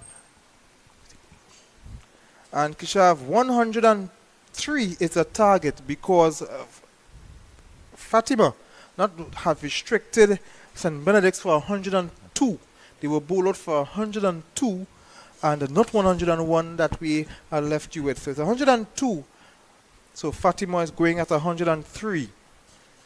Yeah, definitely. Welcome back to all of our viewers here at the National Cricket Centre in Couva, Sweet Trinidad and Tobago for this first semi-final in the Powergen Secondary Schools Cricket League T20 competition.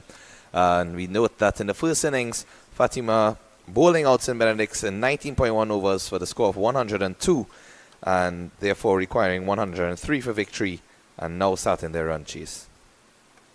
So Josh Telemack, who has been one of the players, one of his names I have been encountering throughout the season. Josh Telemack, who hails from Tobago and who plays a lot of cricket, played in the Dream 11, the Tobago T10 Blast. He has a lot of experience, lending his experience to St. Benedict's College. A nice left-arm bowler. This is the first time I'm seeing him in person. Oh, this ball is a short ball. The umpire does say wide. It was a bit too short as he went over the batter. That's Fernandez. And he's opening with Joshua Davis, his skipper. Fatima College looking at 103 to win. And I was speaking with some of the parents during the break, and they are wary of the fact that this 103 is not as easy as it looks. One, we saw that St. Benedict's beat St. Chaguanas last week. And not only that, on this very grounds, Vishnu Boys defended 90 runs against Hillview College. We know in the shorter version of the game, Ian, anything is possible. And even with the start from Telemack, I mean, 102 is not the biggest total to defend. But by all means, you couldn't ask for a better start from your opening bowler. And to note that fact, he was also the opening batter. So definitely showing the array of talent he has on display here. And starting off not too badly at all, just one wide delivery and the other just being dot balls. If he can cause some early pressure up front here, maybe strike and get a couple of wickets, certainly makes for an interesting chase. Oh, beautiful delivery outside the off. I mean, it's always a nice delivery when the batsman prods forward and the ball is picking up by the wicket keeper. And especially with that left-hand seamer, just getting that natural angle across the right-hander. I must say, left-handers are certainly blessed in this game of cricket, you know, whether it be a left-arm seamer, left-arm orthodox, even the left-arm Chinaman googly bowlers and the wrist spinners, and they just seem to have that natural bit of advantage with the angle going across right and left batters. Another dot ball. As you mentioned, Chinaman googly bowler. When last have you seen a left-arm wrist spinner? In which level of cricket, to be exact? At any level of cricket. To be fair, I actually saw a couple in the Premier 1 division, and we know that there are a couple of them plying their trade across Trinidad and Tobago, and definitely asking for more opportunities at the national and regional level. No, the ball is flicked away. They will get 1, they will get 2, they will get 4. So it's 4 runs for Isaiah Fernandez. A ball overpitched by Telemack, and he was quick to pounce on that. And it's 4 runs for Fatima, 4 runs for Fernandez. And the score goes to 5 for the loss of no wicket after the first over. And that one, a freebie, essentially. A bit too full on the pads. I mean, at the end of the day, it was no easy shot played by Fernandez there. Another batter may have probably just defended it easily, as we see some of the supporters looking on intently at the game.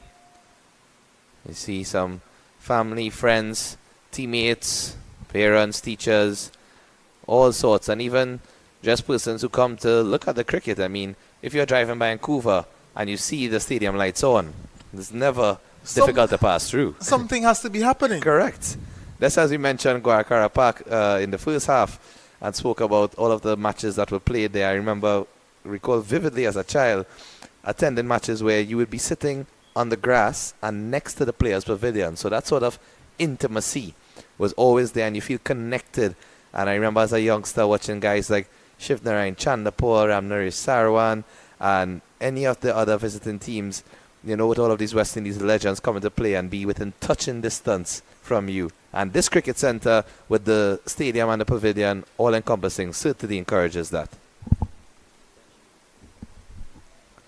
The new bowler here, Jonathan Jaboud. So Bit of a false start there. Yes, that's a false start. A dead ball signal. The Jaboud, nice young, lean, slim bowler. He can generate some pace or two. Bowling to Joshua Davis, who the pick of the bowlers for Fatima, taking 3 wickets in the space of 4 balls. Joshua is also in fine form with a batter as well, so I'm sure he'll be looking to put on a score. That one keeping low. Very low indeed. In fact, bouncing before it reached the keeper, and he's not really that far back for a pacer. So, as I was mentioning earlier today to a couple of my colleagues, when you're playing this format of the game, T20 and T10 and anything that is such limited overs where you have to be aggressive, taking pace off the ball is such a lethal asset to have. Yes. And this one is a full toss. It looked like it could have been over the height of the waist, but umpire... Not seeing any signal being given by the square leg nor the standing umpire, so seems like it's just one added to the total, but that one certainly seemed as if it was a bit But the ball was high. starting to dip. Let's look at it. Yes, it was starting to dip, but to me it looked like it was still over the shoulder. It was starting to dip.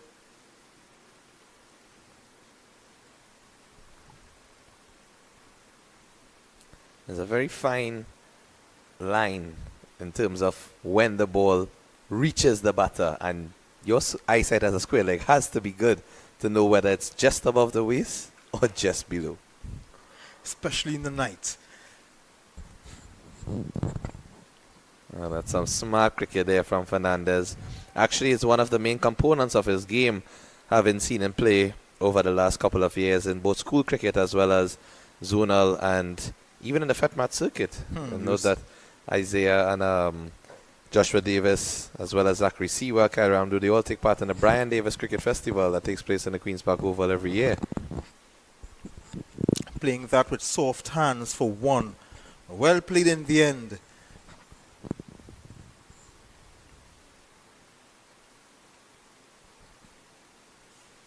And again, he's looking for that quick single. You can see him off the blocks there, Ian, halfway down the pitch. But that one, a bit too straight to the fielder, so not giving him any room. You have to send him back quickly. And Joshua also a similar style player to Isaiah, a bit more aggressive when he needs to be, but both very free-flowing batsmen in terms of trying to get the full face of the bat, meeting the ball. Don't really play too many cross-batted or wild shots. As you can see there, a nice looking drive from Joshua, not timing it as he would have liked, and straight to the fielder again.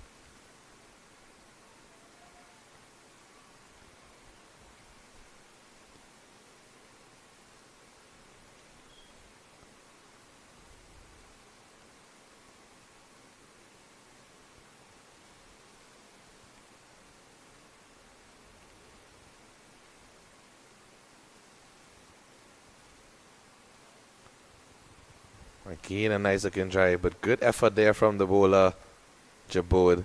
Get a hand to that and make it another dot delivery. So just trying to build a bit of continuous pressure here. At the end of 2 overs, the score 7 without loss. So not to worry for Fatima at this stage, to be honest. A lot of overs to go, a lot of wickets in hand. And it's really and truly, if St. Benedict gets a wicket to change that momentum, you'd see a different ebb and flow in this game here. Yes, it always needs 1 wicket to start a collapse. A collapse could only start with 1 wicket. And we saw what happened in Joshua Davis's over when he took 3 wickets in the space of 4 balls. I will always remind you that St. Benedict's beat Presentation College Chaguanas last week. That's no easy feat. They haven't lost. I think that was the first match they would have lost this season. So they cannot take St. Benedict's lightly, especially when they are defending, because that's how they won last week. So you don't want to take them lightly. And added to the fact that Hillview College was going at a small target last week as well against Vishnu, and they couldn't get it. So do not take this 103 runs target for lightly. Do not take it for granted. A wide delivery, I think Josh Telemark would want to tighten up there. Yeah, we always know, as the saying goes here, runs on the board are there to defend. And from speaking with the St. Benedict's captain at the toss, that was their go-to, that was their forte. He said that they backed themselves to defend in total. And, I mean, at this stage, we can really see they're trying to keep it tight. I mean, apart from that wide delivery. Yes, and this is the mindset you want to have. It reminds me of what past cricketer said. Now, I can't remember who the cricketer was, but it was a member of the West Indies team that were dominant in the 80s. He said that if we will bowl out for 10, we will bowl you out for 9. And that is the mindset that you want teams to have. And I always say that as well. If we get bowled out for 112, then it is possible that you could get bowled out for 111. It's very possible. It's very possible. Cricket is such a dynamic game that you really cannot predict anything at all. I mean, we even see in test matches that are supposed to last 5 days. Sometimes teams get scuttled for under 100, and within 3 days you have 4 innings being completed. You know, so no matter the form or the version. So that one beats though. That's a lovely delivery from Telemark there. Nice delivery, because it's got some height as well. I know that would excite you as a fast bowler there, Ian, of course. Nothing like beating the outside edge of the bat for a fast bowler with that new ball. Yes, nice delivery. I love to see bowlers getting some extra bunks. Yeah, I can see Davis just signaling with his hand there. That one seemed to have moved a bit off the pitch as well.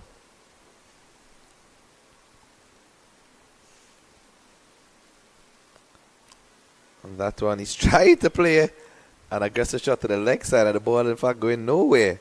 Again looking for that quick single, but not able to complete it. And what St. Benedict's needs to ensure here as well is to not allow Fatima to get those quick singles. We saw about 2 or 3 runs thus far whereby they would just gently play with soft hands and immediately take off. The understanding between these two batters is really there.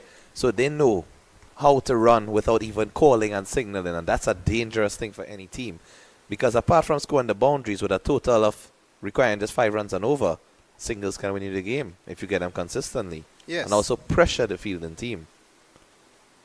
And that is a nice looking shot there from Joshua Davis.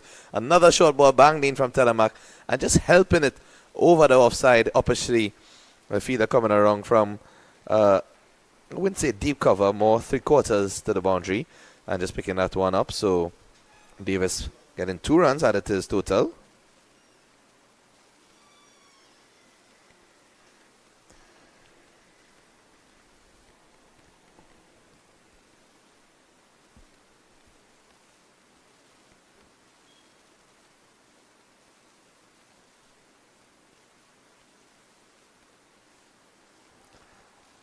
And that one striking Davis on the pass. The umpire seems to be deliberating here.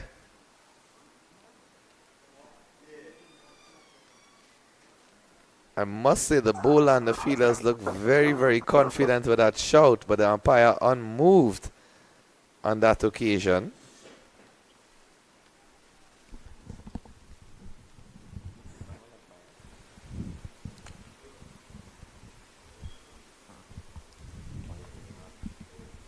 So you can see some dust in the air. It's a good shout. That was a short while ago.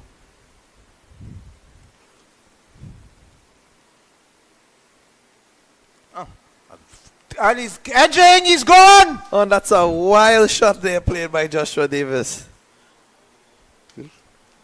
Excellent wicket for St. Benedict's College. And you could tell how much that breakthrough means to them there as we take a look at that delivery. In fact, I think Joshua was unsettled and just feeling the pressure of not scoring freely as we take a look at this replay. Yeah, probably got a faint edge there. Umpire raising his finger instantly. And Teddy Mack runs away in celebration with his other teammates to follow. And that's a really, really important wicket there, Ian.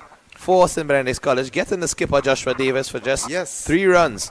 Very And important. we just spoke about that early breakthrough, Ian. What are your thoughts on how this game can go? Well, a very good question, but 102, 103 might seem to be a small total, but given the nature of this pitch as well, let's not forget the nature of this pitch. The pitch can make it difficult for scoring as well. You also have to think about it's getting dark. We are playing under lights. There's something called the dew factor. The dew factor. Not sure how it bodes well at this time of the year and here especially. But of course, you have to take all these things into consideration. It might be difficult for the bowlers to grip the ball, but you have to take a lot of things into consideration here. I know the nature of this pitch will make it difficult for scoring, especially when the spinners come on. You see that nighttime and that dew factor, Ian, is such an important determinant in this game because so many subtle variations can happen. They don't have to be anything major or noticeable, but a simple movement of the ball based on the conditions, a simple bit of extra moisture on the ball itself from the grass, allowing it to skid off the pitch. You know, these different elements of the game can cause it to go either team's favor. So definitely a matchup is on here. By no means are we calling this game done and dusted. There's a lot to play still. A lot to play still. In the meantime, Jabood might want to get jealous from Teddy Mack's over. And dot ball at this stage.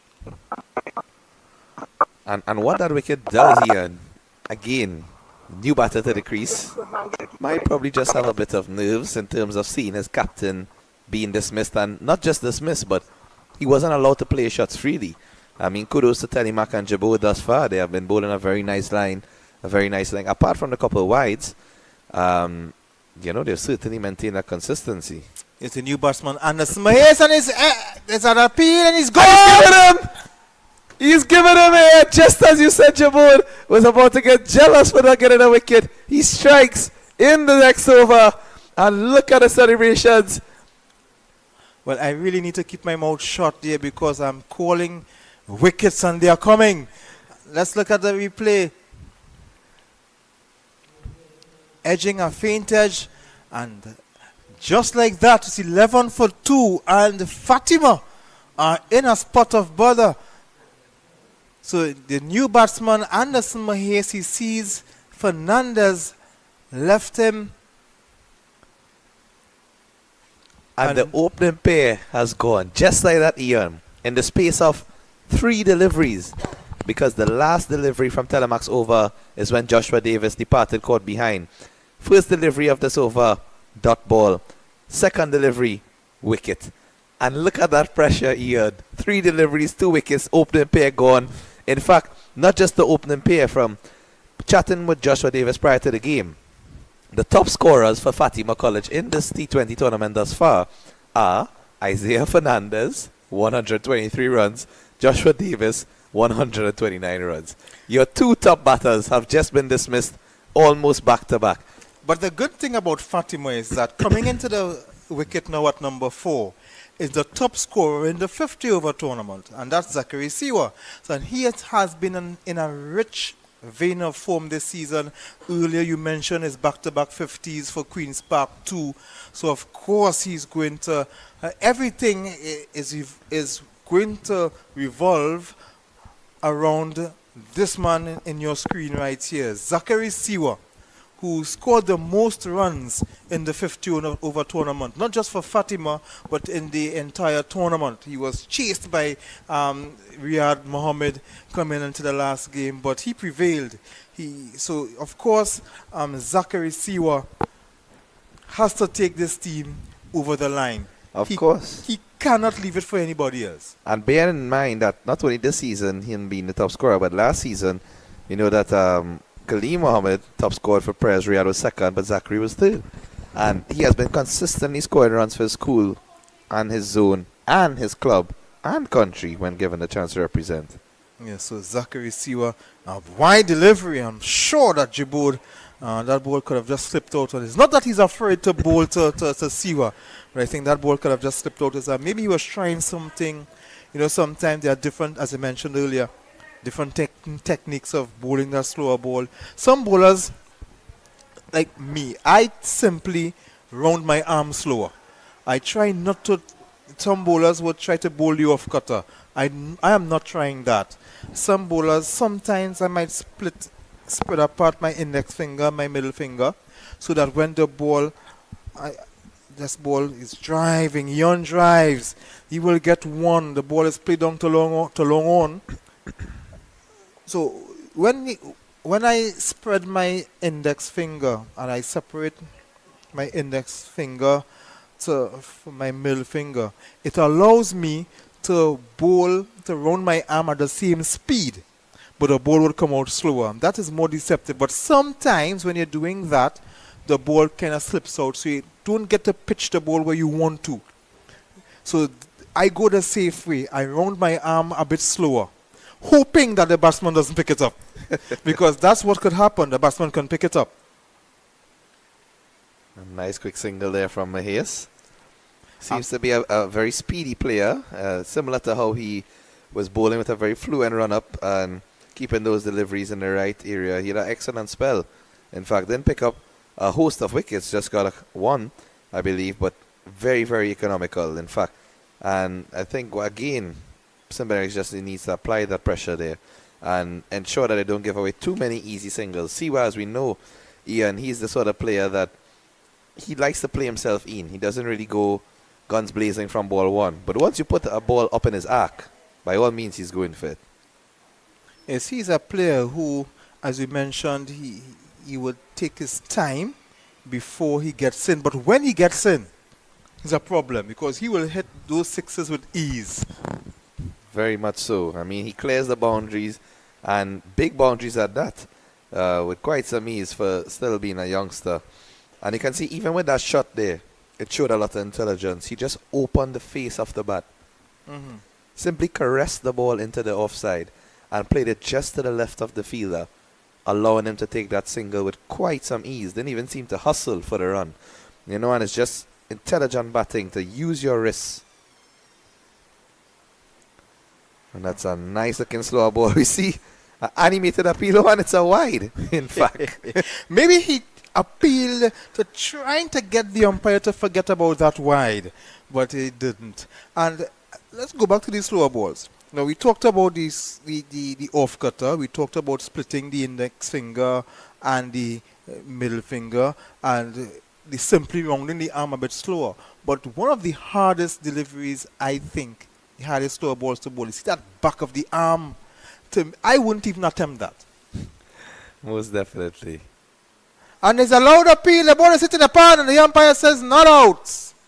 So Benedict's, their tails are up, like some of those ferocious dogs. The tails are up.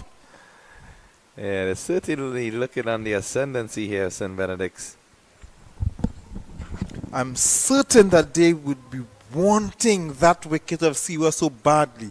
They would, if they get the wicket of Siwa, they would think that they are in the driver's seat.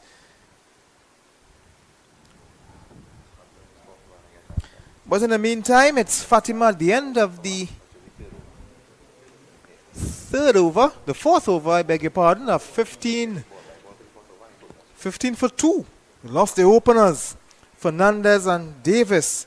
At the wicket is Siwa. New bowler. Siwa and Mahes. Anderson Mahes and Zachary Siwa. They have to do some rebuilding here. And there's a change at the top of the screen. There's a change of bowler. A new bowler is coming in. Now there are no numbers on the St. Benedict's jersey, so we have to get some assistance as the identification of the bowlers. I think Kishav would have that information here. Yes, definitely. Just confirmed with our Very helpful liaison from St. Benedict's College, one of the students and supporters of the team as well. He confirmed that it's Suchit who's going to be taking up the attack, a right-arm off-break bowler. So they are introducing spin early in this attack. And of course, this is going to make it a bit difficult here for Fatima. However, they still have 2 overs in the power play to go. So the field is restricted.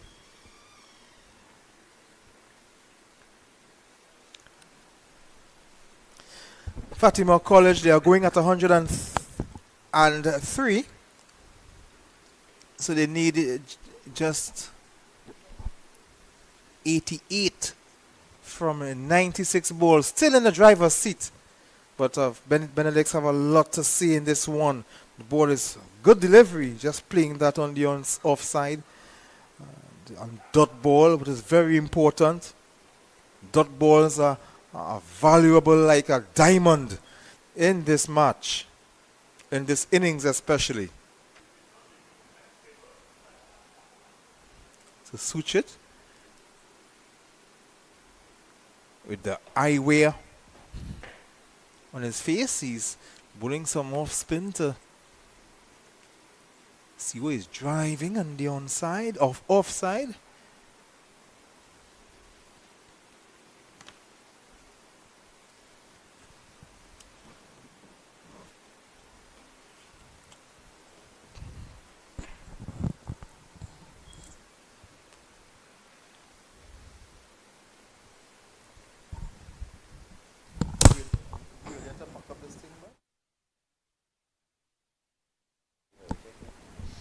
And that seems to have been a missed chance there, just from the reaction of the players.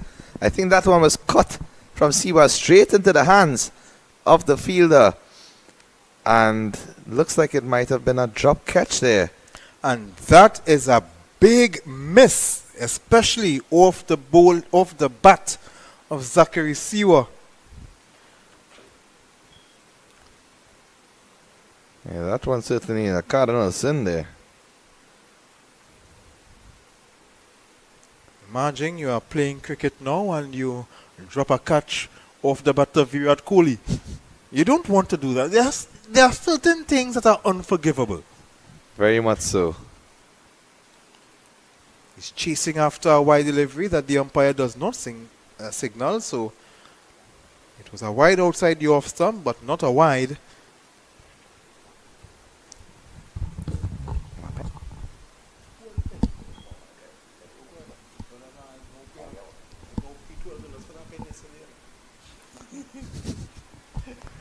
That one just played away into the offside. Getting a single there, Mahes.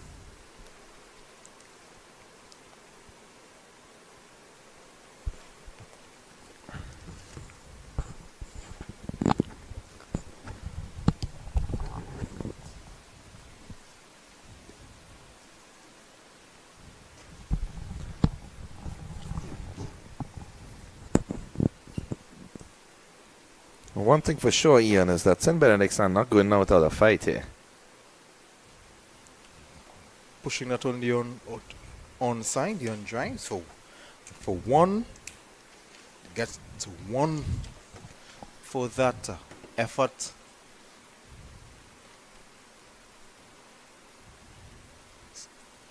So the end of 5 overs. Fatima College going at 103. They're 18 for 2. Just 1 over remaining in the power play. St. Benedict's going to make this target a difficult target. They're not going to allow Fatima to get these 103 runs easily. They have to work for it. They have to work hard.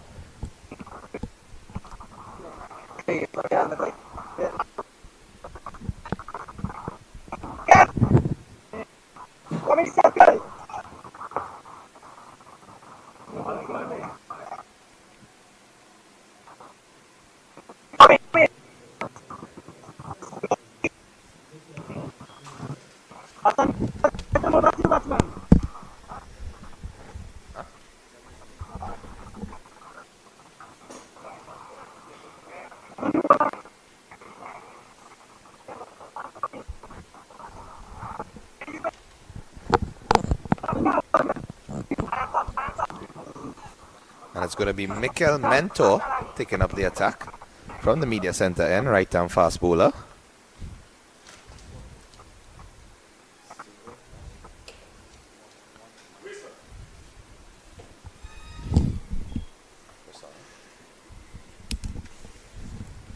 Mentor, the tall figure of Mentor. Mentor. I passed Mentor earlier before the play started. He seemed to be a very tall, strapped young player. He seems built to be a decent fast bowler.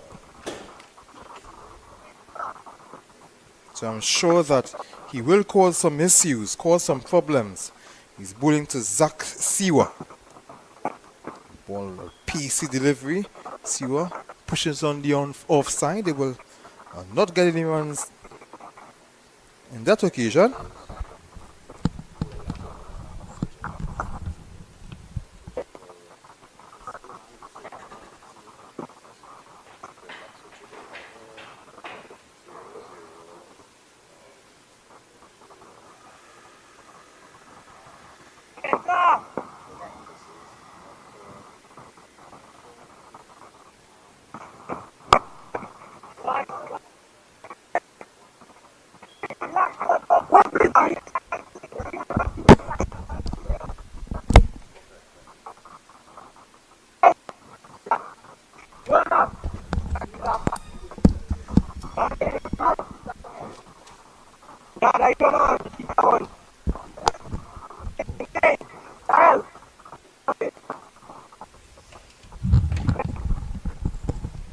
Score is taken off 20 for the loss of 2. 5.3 overs gone. Mahis on strike. Fatima is trying to rebuild after losing 2 quick wickets there. And St. Benedict will certainly want to grasp at the opportunity to get more wickets as soon as possible. Oh, this one. Very, very wayward delivery there. Ian, just seeing the umpire looking to the square leg and confirming that it's a no ball. But I was waiting to see what he was going to signal because it was over the waist, but also it was down the leg side. So it was going to be either. I knew that it was going to be an extra, but I was waiting to see what extra it was going to be.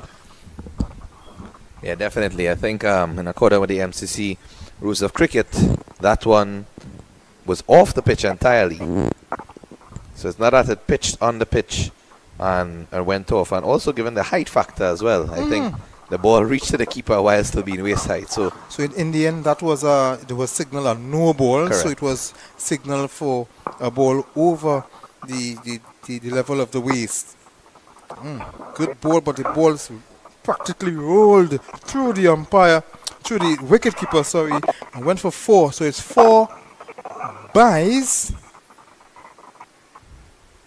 it looks like he signaled runs. Did he signal runs there? I didn't see the hand go up for byes. Likewise. But it didn't really look as if Siwa got any bat on that.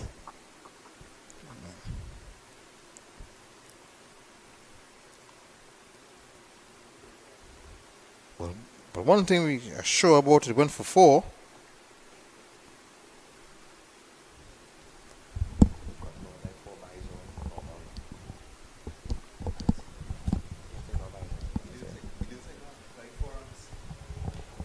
So runs on the edge.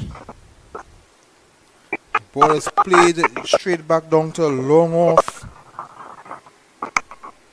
And we know that Mahi is definitely being the quicker of the two at the crease. Came back there quite comfortably in the end and allowing Siwa to just jog and complete 2. So the run started to flow a bit more easily here for Siwa, and he looks so composed at the crease, and it's as if, just another Sunday evening knock for him. Simple and easy. But I mean, that's his sort of persona as well. I've played I had the privilege of playing with both he and Kyle Ramdu with the Trinidad and Tobago's Lawyers Cricket Association, where we had the privilege of having them in our team for the Brian Davis Festival. And when I tell you, Ian, 2 extremely talented and humble youngsters. In addition to the others Joshua Davis, Isaiah Fernandez, Naya Mingo, even Josh Telemark from St. Benedict, and the other youngsters around the country who are, striking their names to get up to senior team and Premier 1 selection. Really good to see them maintaining that humility. In the air, and it goes for a maximum. So Zachary Siwa, and we mentioned that earlier. Zachary Siwa is a player who will play himself in, but when he does, he hits the sixes with ease. Well, that's one thing, Ian, for sure. I mean, he's not a small guy, and I know he's been doing some work in the gym recently. But let's look at how easily he picked up that shot. That's an IPL classic there. You're looking at that, you're wondering if we are in NCC or in Bangalore. Excellent shot. And easily reaching the 10th as well. I mean, that's no easy feat. So in the meantime, we are looking at Mahesh getting some attention there, maybe some cramps. But Siwa hits that huge six. It goes on to 34 for 2, Fatima College, in pursuit of 103. So I wanted to ask you a serious question. How come you never invite me to play with the lawyers for the Brian Davis Festival? I am a handy, decent, medium fast bowler.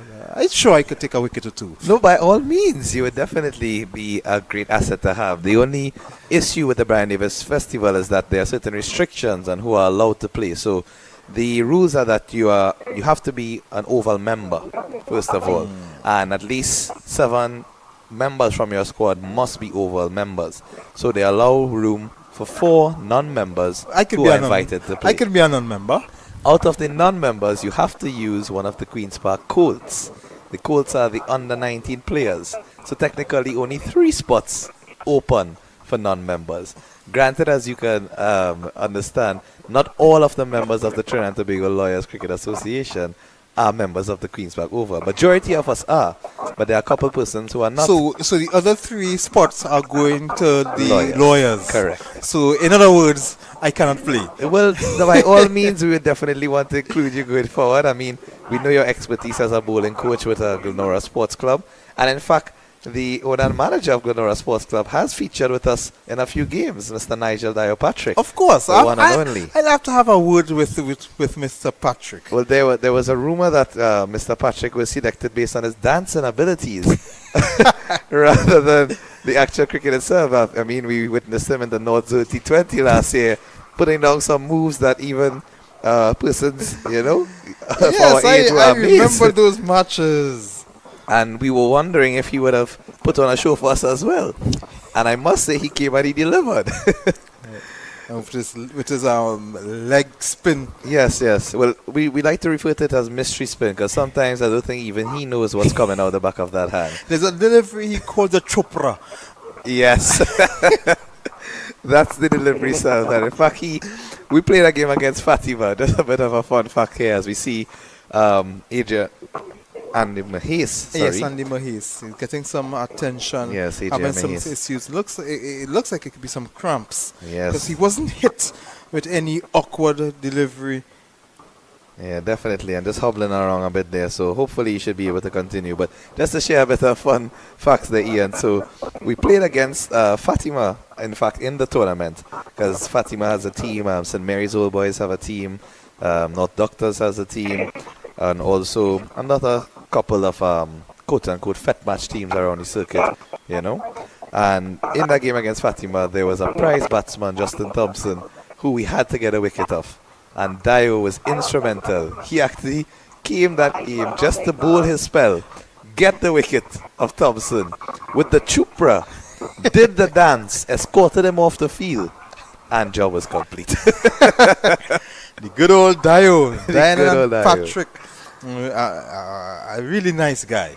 Amazing character, definitely a huge fan and supporter of cricket in Trinidad and Tobago. He does a lot of work in behind the scenes with the youngsters in his club of Glenora, as well as Rangettas, who ply their trade in the Dream 11 T10 in Trinidad and Tobago when the season comes about. So, in fact, one of the co-owners for Rangettas is Mr. Shauntika Singh. He's also a member of the Lawyers Cricket Association. So, it's good to see a lot of involvement. Yes, so it's good that we seen Mahes back on his feet and getting ready to continue the innings. Fatima 34 for 2 in the sixth, at the end of 6 overs, in pursuit of 103 for victory against St. Benedict's as for a place in the secondary schools cricket intercol final. And that will be against either Presentation College San Fernando, the holders or the reigning champions, or Vishnu Boys. And I know Vishnu will be coming out strong against Presentation, especially being led by Andrew Rambaran, who we mentioned earlier has had a very good season with Mary Boys, as this ball is played on the offside for 1. All the time. Yes, he definitely is in some form. You can just tell the confidence oozing out of players when you see them on the field and just looking as if they're at home, you know. And he does know this track very well. He played a lot of cricket at the NCC. Well, at this point for these young cricketers, I mean, NCC should be home. Apart from playing matches, training, using the cricket center facilities. We know that both he and Joshua Davis and Telemark, as well as a couple other youngsters, were involved in that recent high performance camp that was held by the cricket board in conjunction. Recent high performance camp that was held by the cricket board in conjunction with Sport TT, and just giving a lot of avenues for these youngsters to continue developing. So Kanai is continuing from the northern end. He's in fact bowling his first over, none for 3.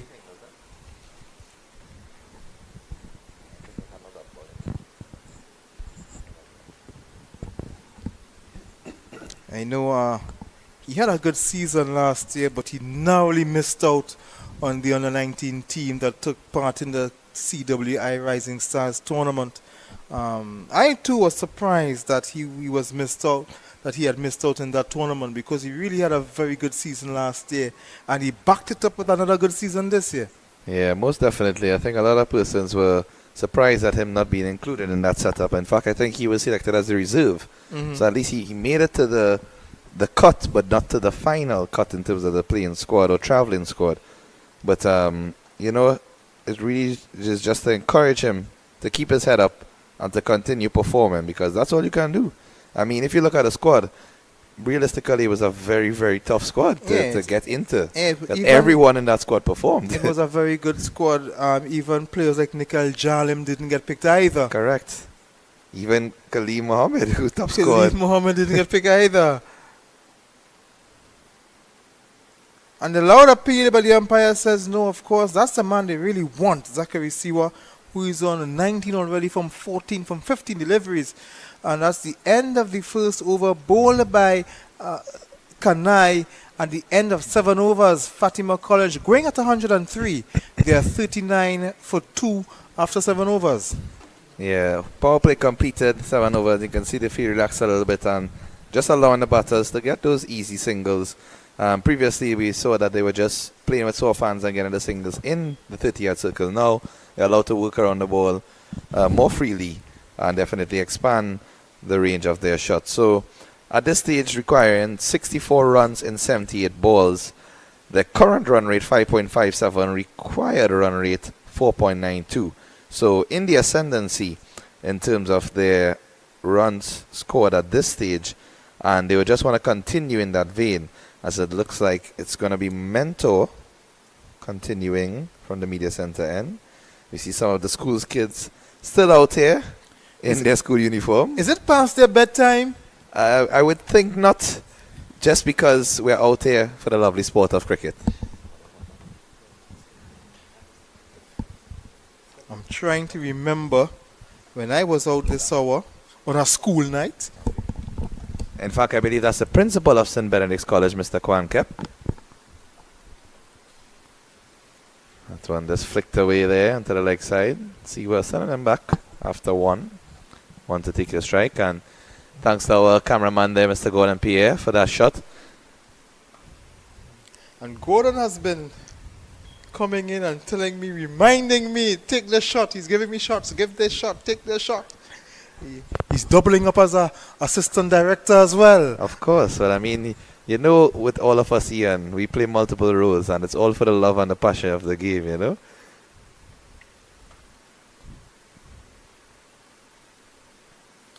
Always a nice crew to work with at 360 TV. Yeah, definitely grateful and thankful for all of the opportunities extended by Cricket 360 and 360 TV and allowing to bring live cricket to the globe. And of course, instrumental in bringing local cricket, and it is so good the work that we are doing, because 3, 4, 5 years ago, you were not getting cricket, local cricket, broadcast or stream or televised, and of course you wouldn't be able to see these guys. School cricket, I remember playing school cricket. We didn't have things like these, and it's good that 360 and 360 TV could allow, put these players on spotlight. Anybody could watch these matches in whatever part of the world you are, watch cricket, school cricket from Trinidad and Tobago, and it is something that the players must embrace, because we could know, and just like in football, Lionel Messi was seen as a young guy, 9, 10, he was carried to Barcelona. So this is the same thing that can happen for these cricketers. Somebody can spot one of these cricketers from any part of the world, whether it's English county cricket or the franchises in India, the IPL, a lot of franchise cricket around the world. These players can be seen because of the work that we are doing here.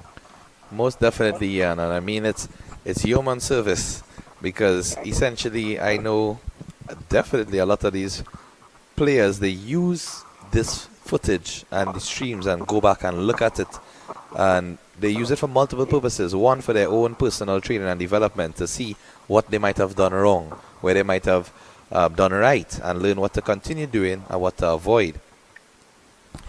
And one of these players will be Mentor as he bowls this one, pitching this one right up, dot ball, because the player will just drive it into the offside. It's 43 for 2. Fatima College, they are going at 103, and it's good that Fatima College has measured this innings. They are not going blazing, because they recognize that St. Benedict's can make this 103 runs very difficult. They also are aware of the pitch. Not an easy pitch to bat on, especially when the spinners come on. We saw what Joshua Davis did in 1 over. Ball played on the onside. They will not get any. They got 1, but couldn't get a second run at the end of the over. After 8 overs, Fatima College 44 for 2. Yeah, and some really intelligent batting in that over, as we see a close-up on Coach Amin Fortuny. Certainly a very prominent figure in local cricket. In fact, since, as you mentioned, when we played back in secondary school, Ian, Mr. Fortuny was involved with St. Benedict's College since then. And I mean, not to divulge my age or experience, as you'd like to say, but I was somewhat around about 15 years ago. So the fact that he is still directly involved with St. Benedict's, I mean, he has really been a hallmark of that school. And not just cricket, but football. In fact, he revived St. Benedict's cricket, I must say, because I recall when I was at Naparima College between 2005 to 2012, St. Benedict's, you know, they were now starting to get back their cricket team. As you see, Kanhai continuing here. That one for no run. But yeah, as I was saying, I remember Mr. Fortuny using their home ground, also known affectionately as the Commons, in Laramie, closer to the seaside. Very nice scenic venue. But the ground was not in the best state. And I know that he took it upon himself with the assistance of, you know, other persons with the passion for cricket, and they certainly got it to a very formidable state. And there's a loud appeal, but the batsman would run for 1. The ball pitched up.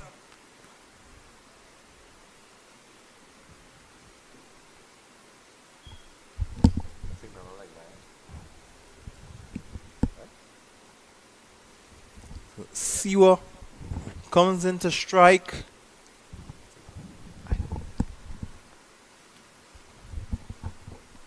45 for 2. Siwa facing Kanai, bowling his second over. He hasn't bowled bad at all, I must say. He's getting a nice loop when he releases the ball, and his action very smooth, his run up. That's most important for a leg spinner. That momentum and that rhythm of delivery is something that you can't underestimate, not just as a leg spinner, but any bowler in fact. As you see here, he's just waiting for the fielders to come in. Bit of a more conservative feel here for Mahiz. Captain sensing that he's not one to easily go over the top. And that one is cut away and marking that area of the field. Again, proving us wrong here in the commentary booth. He's not one to go over the top, but it doesn't mean that he can't reach the boundary. And that's a beautiful cut shot there from Adrian Mahiz. That one being cut away to that deep point area between that gap and getting 4 runs all along the ground. And as we're looking at the replay here, well played. A long chase, but he couldn't win that race against the ball. The ball beat him to the fence. Yeah, that one was a bit of a freebie as well, short and wide outside the leg stump. He looked back quickly at the umpire because he thought the umpire could have been stretching out his arms, but at that ball, no wide there signaled by the umpire. Fatima, that 4 brought up the 50, in fact, 50 for 2. Ball pitched up, but he gets it past. The bowler couldn't get it, and that they were just hustle for 1.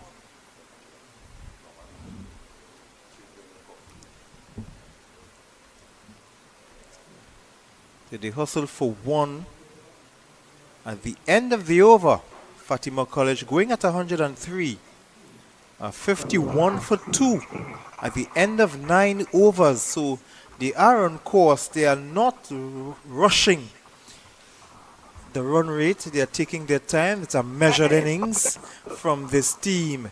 Fatima, 9 overs, 11 overs to go. 9 overs gone. They are 51 for 2 and they need 52 runs again from 66 balls. So it's not an innings where they need to rush it. They don't need to take risks. They can take their time and just measure this innings.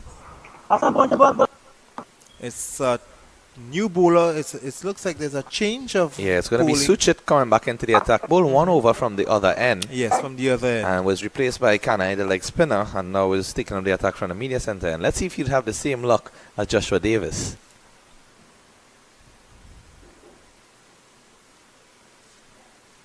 That one a bit too full, not allowing the ball to turn, and again a quick single being taken. So what the batters are doing here, Ian, is that they are not allowing the scoreboard to build any pressure and playing the ball essentially into the fielder's hands and scoring off of it can really take away from the zest of the fielding team. Sometimes you wonder, what can you do when they're literally playing the ball straight to you, and before the ball even reaches you, they're halfway down the pitch. Was putting the fielders under pressure. And that's a no ball. And Siwa would not be upset that he played it straight to the fielder, because now he has a free hit to let loose here. A no ball from a spinner. One of the cardinal sins in this gentleman's game of cricket. Oh, he's retaking his run up, remeasuring his run up. So Suchit finding it a bit difficult from switching ends.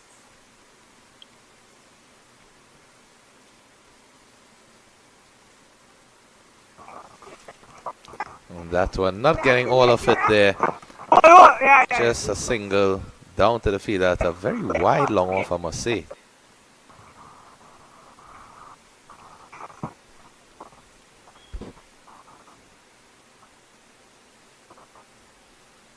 Of course, tomorrow is the second semi-final, Presentation College San Fernando.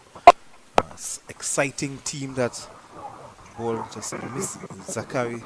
Another no ball missing signal everything. there. Missing everything there was Anderson Mahis, who's on 15 from 19 deliveries. We saw him just a while. Adrian Mahis, sorry. Anderson Mahis he plays Premier 1 cricket.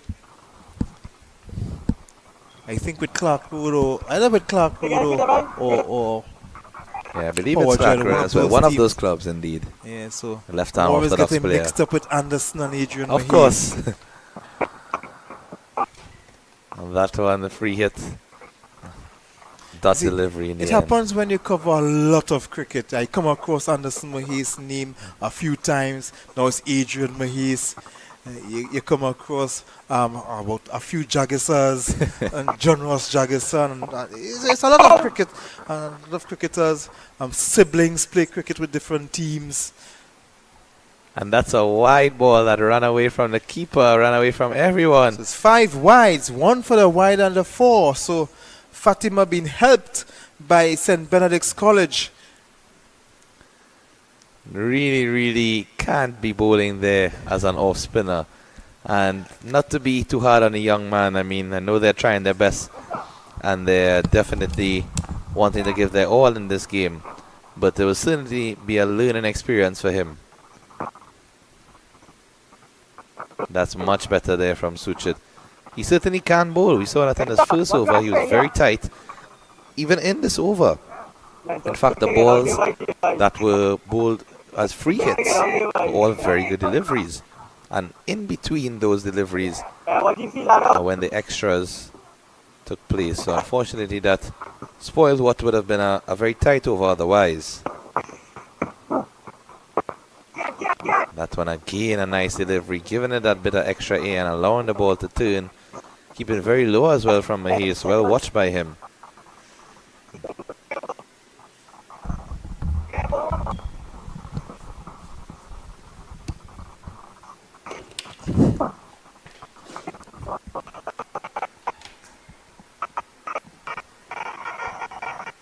Four more. Easy like that. Anderson Mahis coming into his own.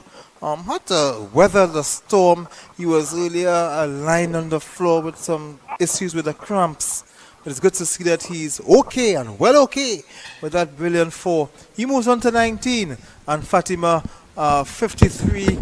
The partnership between Mahis and Zachary Siwa 53 from 43 balls as Fatima 64 for 2 after 10 overs. They go for a short break, they take some drinks. We do the same and we come back here. Well, of course, our cameraman Gordon Pay is not on a break yet because he's still following some beautiful sights on the screen. But at the end of 10 overs, Fatima College going at 103, 64 for 2 after 10 overs.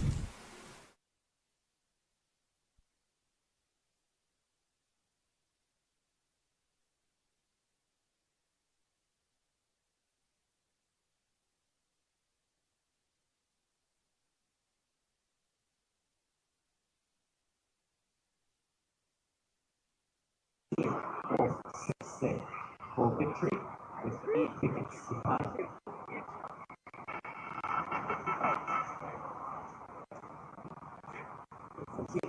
So this really on the 10th night come to life. 38 more runs required for victory of 64. Thank you very much for watching.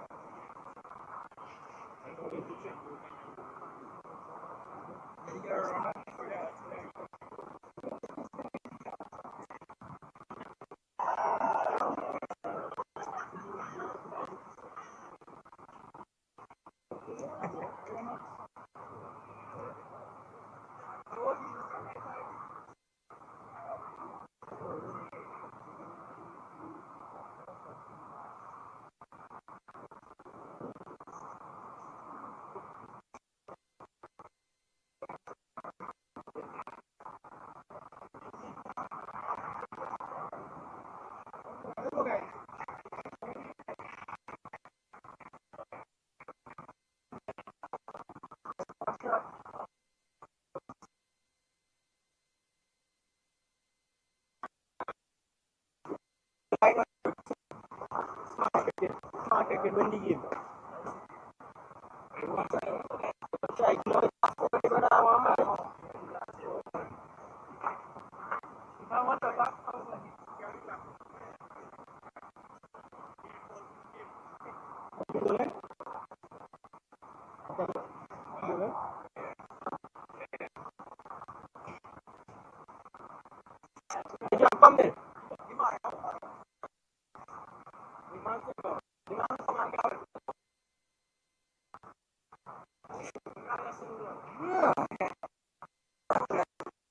camera, what's up bros? We got you at the cricket center. Stop! Alright, my pitch room. I know you're back to now. Go you back, what you do?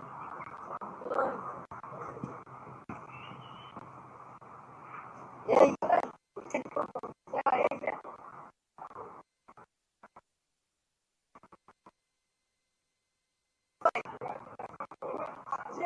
Yeah,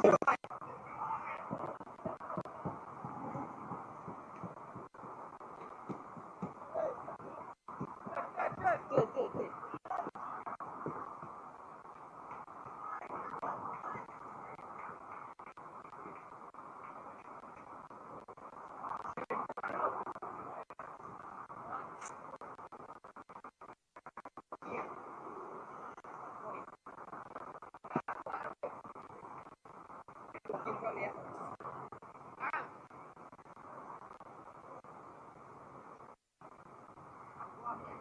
Hey, back up, are you? That's all, that's all.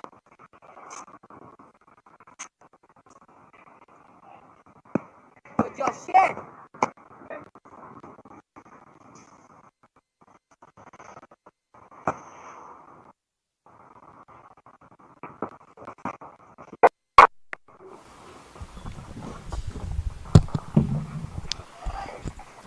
As we resume here at the National Cricket Centre in Balmain, Vancouver. Zachary Siwa and Adrian Mahis, 60 for 2. Fatima, 60 for 2. The partnership 49.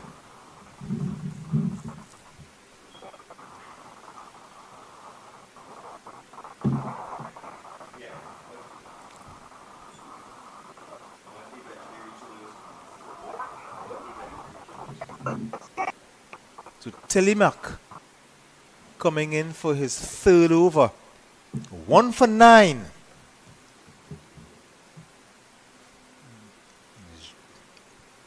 Not getting past extra cover.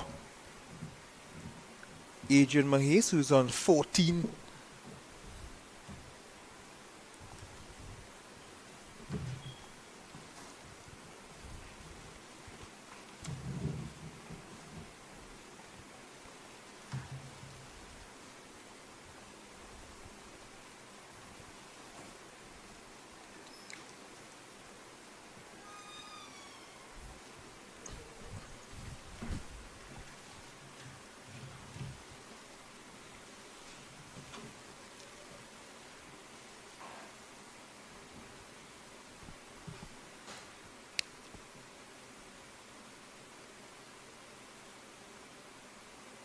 We'll get one. A hustle.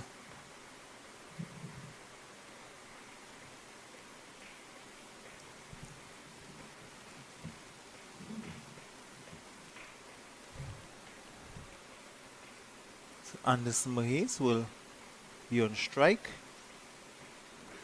Telemark just the one wicket that he would have got earlier. Short ball outside the off stump that Joshua Davis went after. It got a faint edge through to the wicket keeper.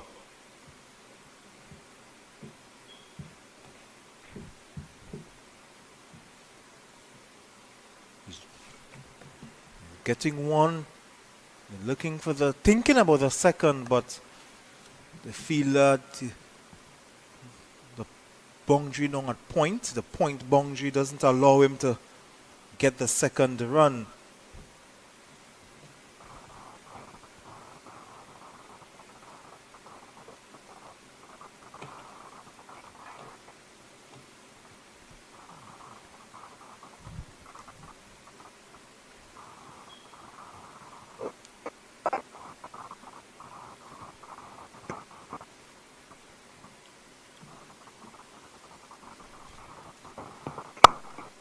ball, a short delivery. Getting one, the ball will run away to the boundary. So Mahes gets 4, getting that one behind square.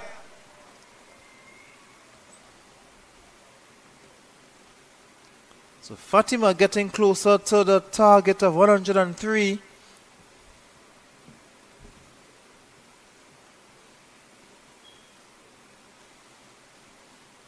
And of course, since after the drinks break, the runs, we're in the first over after the drinks break, and they are getting the runs flowing.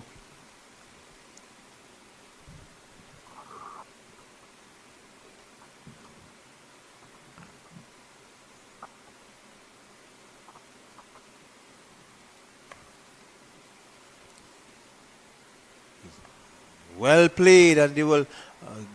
The ball will get onto the boundary. They will think about a second. They will chance the fielder's hand. Getting for the second run. So Telemark, by his standard, according to how he bowled in the opening spell, is a bit expensive when compared to the earlier spell he bowled.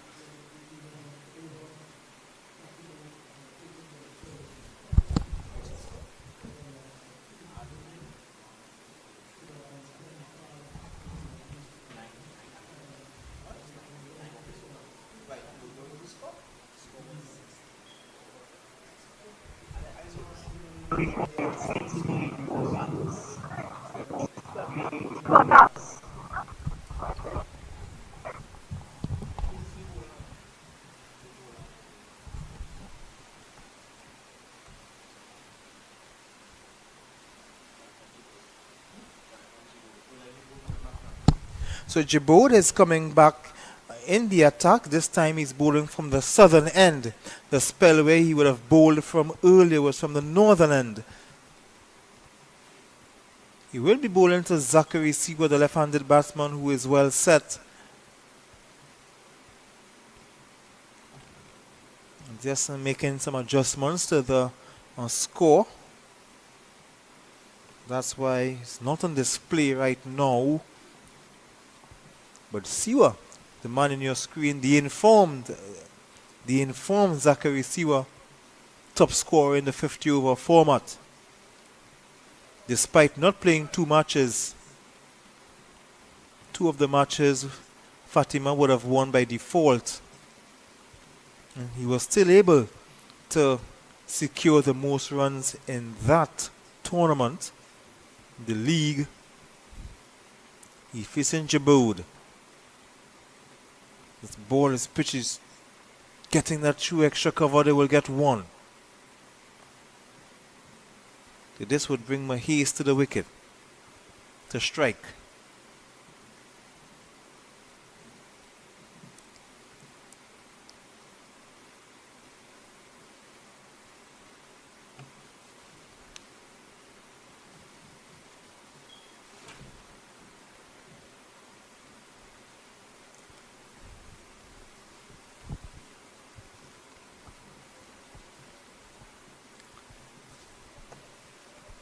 So Djibouti, tall, slim figure. Right arm over the wicket to the right-handed batsman.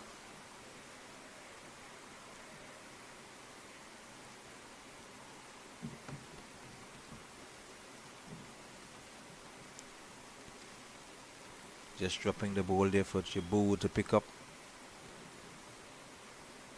Not a good practice you would want to see. I think he should have kept the ball in his hand so he can throw the ball to the bowler. You don't want the bowler to be bending down, bending his back.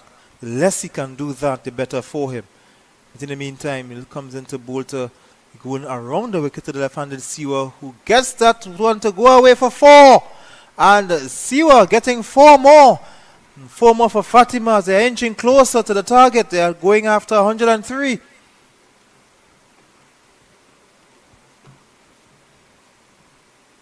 The Djibouti just over pitching outside the off stump for Zachary Siwa, who is seeing the ball big like a beach ball at this stage.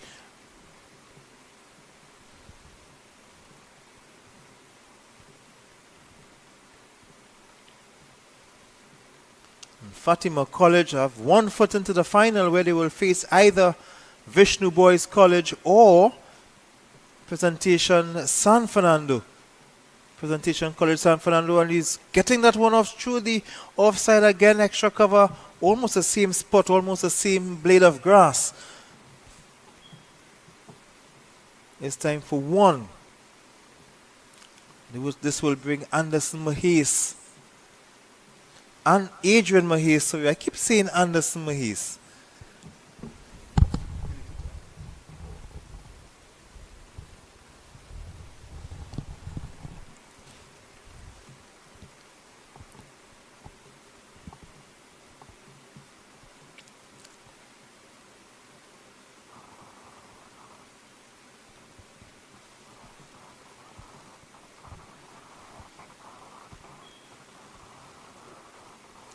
Jabboud bowling around the wicket. Adrian Mahies is driving. Back to the bowler. They will get no run.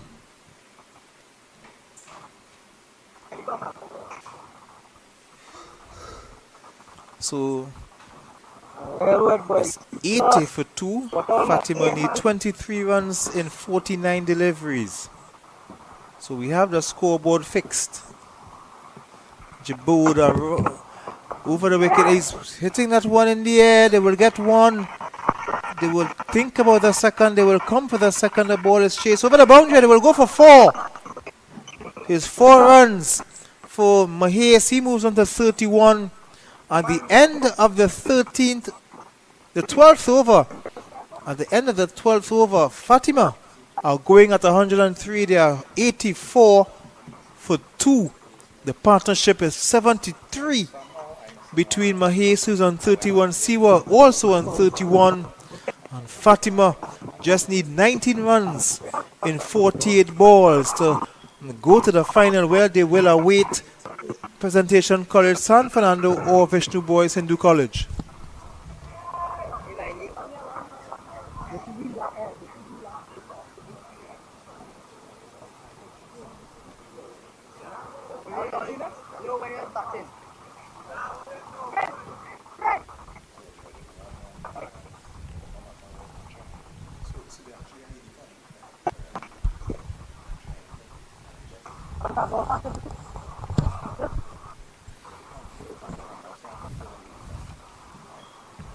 So we are told that Fatima actually have 85 for 2. Just a glitch with the scoring. So it's 85 for 2 for Fatima College. They're going at 103. So Telemac will bowl his final over. 1 for 18 off 3. Ball pitched up. And there's an appeal, but he hit the wicket, but the non-striker who came into the striker, that's Mahies, he reached on time. So no run out there.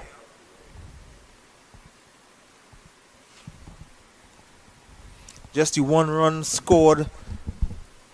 Siwa moves on to 32.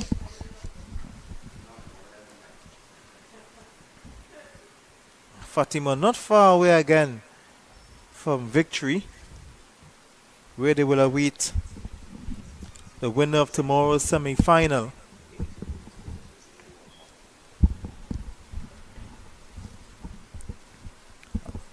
Just getting the ball squeezed past the wicket keeper, but third man will get it.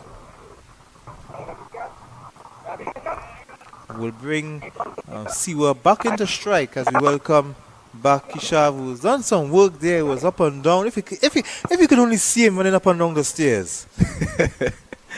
Yes, Leon, definitely. Let's try to ensure that everything is on par there, you know. The score actually being just, accredited and making sure everything is in line with what's going on downstairs as well as upstairs. So sometimes you can avoid the technical difficulties that you might experience with these apps and these devices, but thankfully all is well. So Zachary Siwa going forward very nicely here.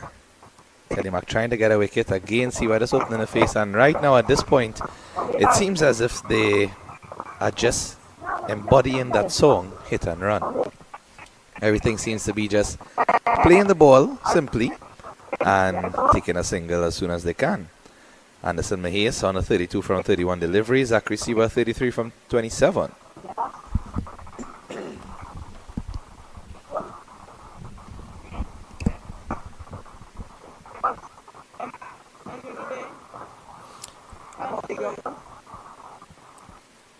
Fatima very close here to a victory.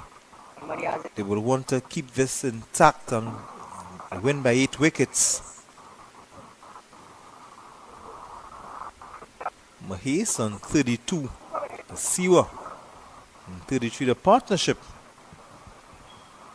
Something like 77 runs.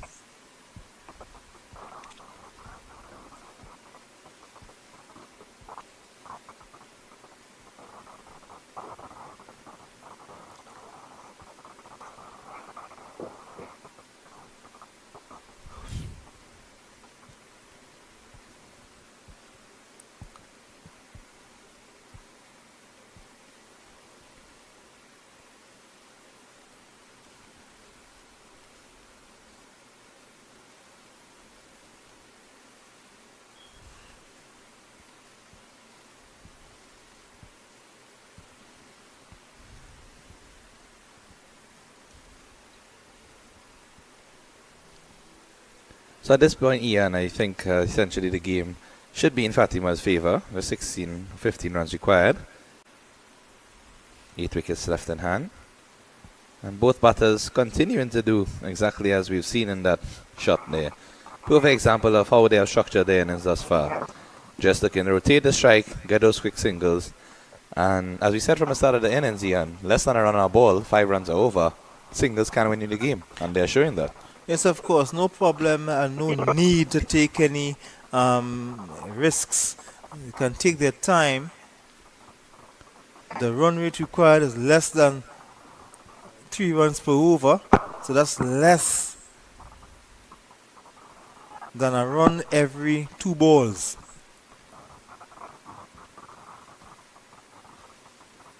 They can skip a ball, take a run and still win comfortably.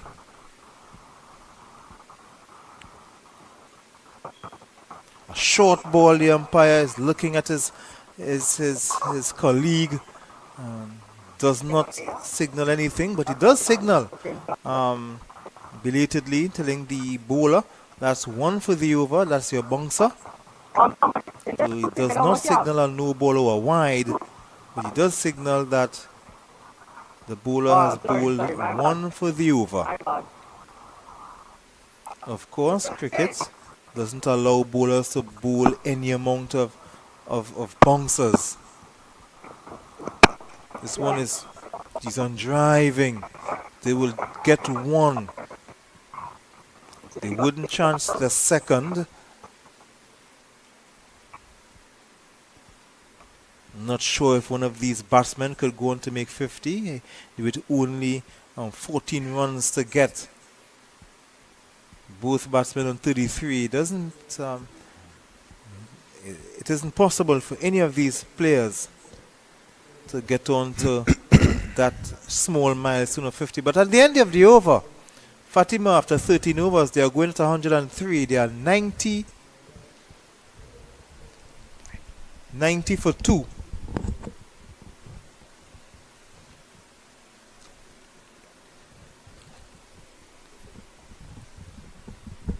They are 90 for 2 after 13 overs. So Fatima College need 13 from 42 deliveries.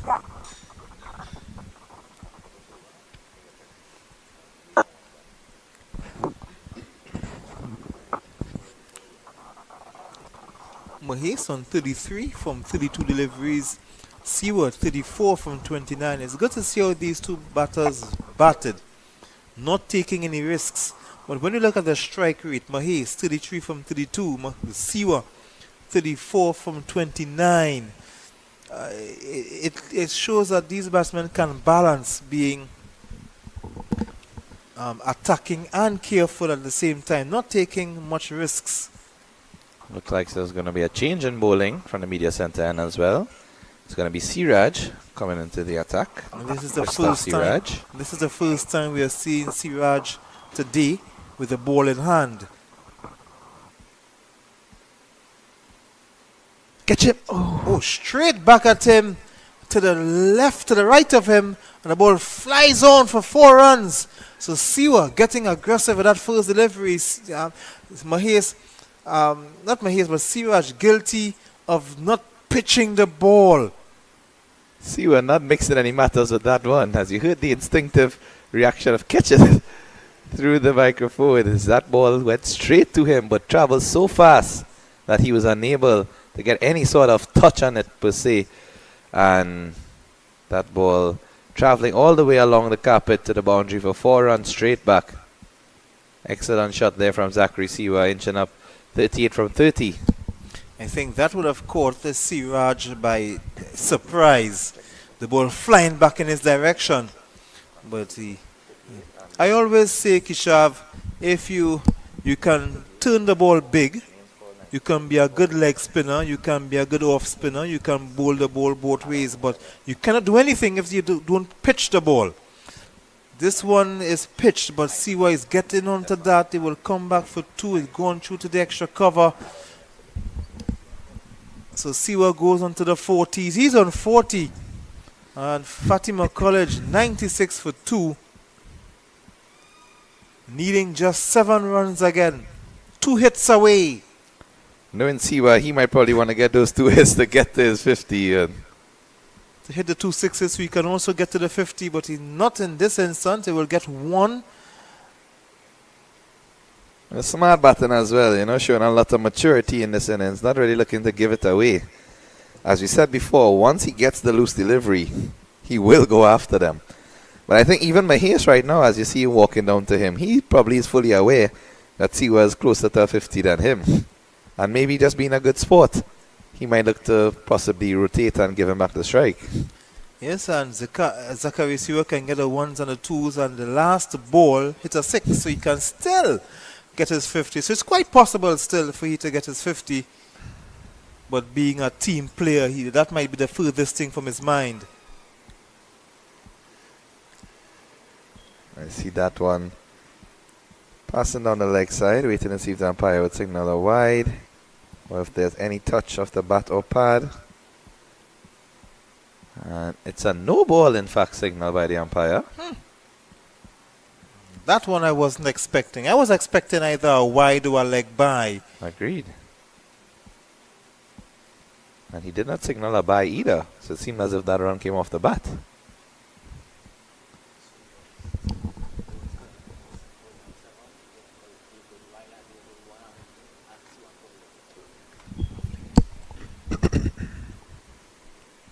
So that's 2 runs. The 1 for the no ball and the single.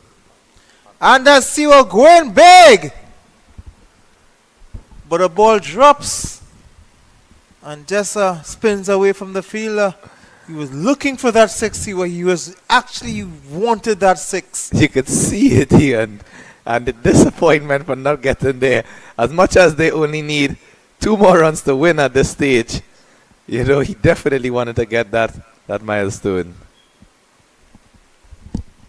But even if he got that 6, it still would not have reached his 50. He would have ended the match. But he's looking to go at that through the offside, but well fielded there. That's one, a dot delivery. So Fatima looking for their 2nd consecutive final in the T20, because they lost the presentation College San Fernando, and it could well be A repeat. It could well be a repeat of last year's final. Double trouble, right? But before we think about a repeat, that's gone this time. I believe that's cleared the rope, and that's easily cleared the rope there from Zachary Siwa. 6 runs to win the game, and what a shot. Excellent there from Zachary Siwa. Reaching up to 49, not out, and you see the Fatima players running onto the field. Celebrations all around. Students coming on alike, and parents and supporters in the stands. Certainly And what a monumental way, Ian, to achieve that victory there. Excellent. Just missing out on the 50 by 1 run. Just missing out on the 50, but taking his team home, a 8-wicket win for Fatima College. They go to the final, and possibly it can be a repeat of last year's final. They lost to presentation last year. If it's presentation San Fernando again, they would want to go one better this time. But before we even think about San Fernando, they have a very important game to play tomorrow in the second semi-final against Vishnu Boys Hindu College. That game could go anyway. Rambaran is in some form. Racha is in some form. It will be a good bat and ball battle tomorrow. We also have the likes of Brendan Bodo, who can exploit the spinning conditions here. Riyad Mohammed.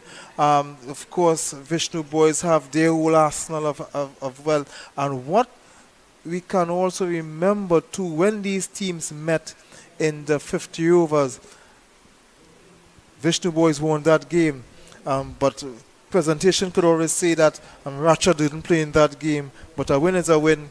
And of course, all the best to teams tomorrow in the second semi-final. But today, it's all Fatima beating Presentation College, not Presentation College, but St. Benedict's College. And we want to thank our good friend here from St. Benedict's College, helping us out with the names of his colleagues. Yeah, definitely want to say thanks going on to Mr. Kylan Hunt, who definitely was of great assistance to us during this game, assisting us with the St. Benedict's team. And best of luck to you, youngster, in your future as well. So I'll leave you to go and enjoy with your teammates as we see the Fatima College team there making a sprint towards the dressing room, probably trying to avoid water being thrown off them from their colleagues. But as you said, Ian, tomorrow is going to be such an exciting mashup. Presentation College San Fernando with all of those players that you listed, and Vishnu Boys. It's going to be an epic and intense battle between bat and ball. And realistically, the winner of that game would have already been looking on today at what Fatima has done. And they'll be looking to see strengths, weaknesses, certain gaps they can exploit, anything that they can take advantage of. And I'm guaranteeing you as well that Fatima is going to be looking on intently at that game tomorrow. Whether they come in person or they watch via the stream, they're going to be watching to see what takes place and how to improve. So at this stage, as we see at the bottom right of our screen there, Mr. Kylan Hunt, who is just assisting us, walking on to join his teammates. It's great to see youngsters so involved in the game all around, apart from playing on the field, supporting in the stands, assisting with the scoring, assisting with carrying drinks and refreshments for their teammates.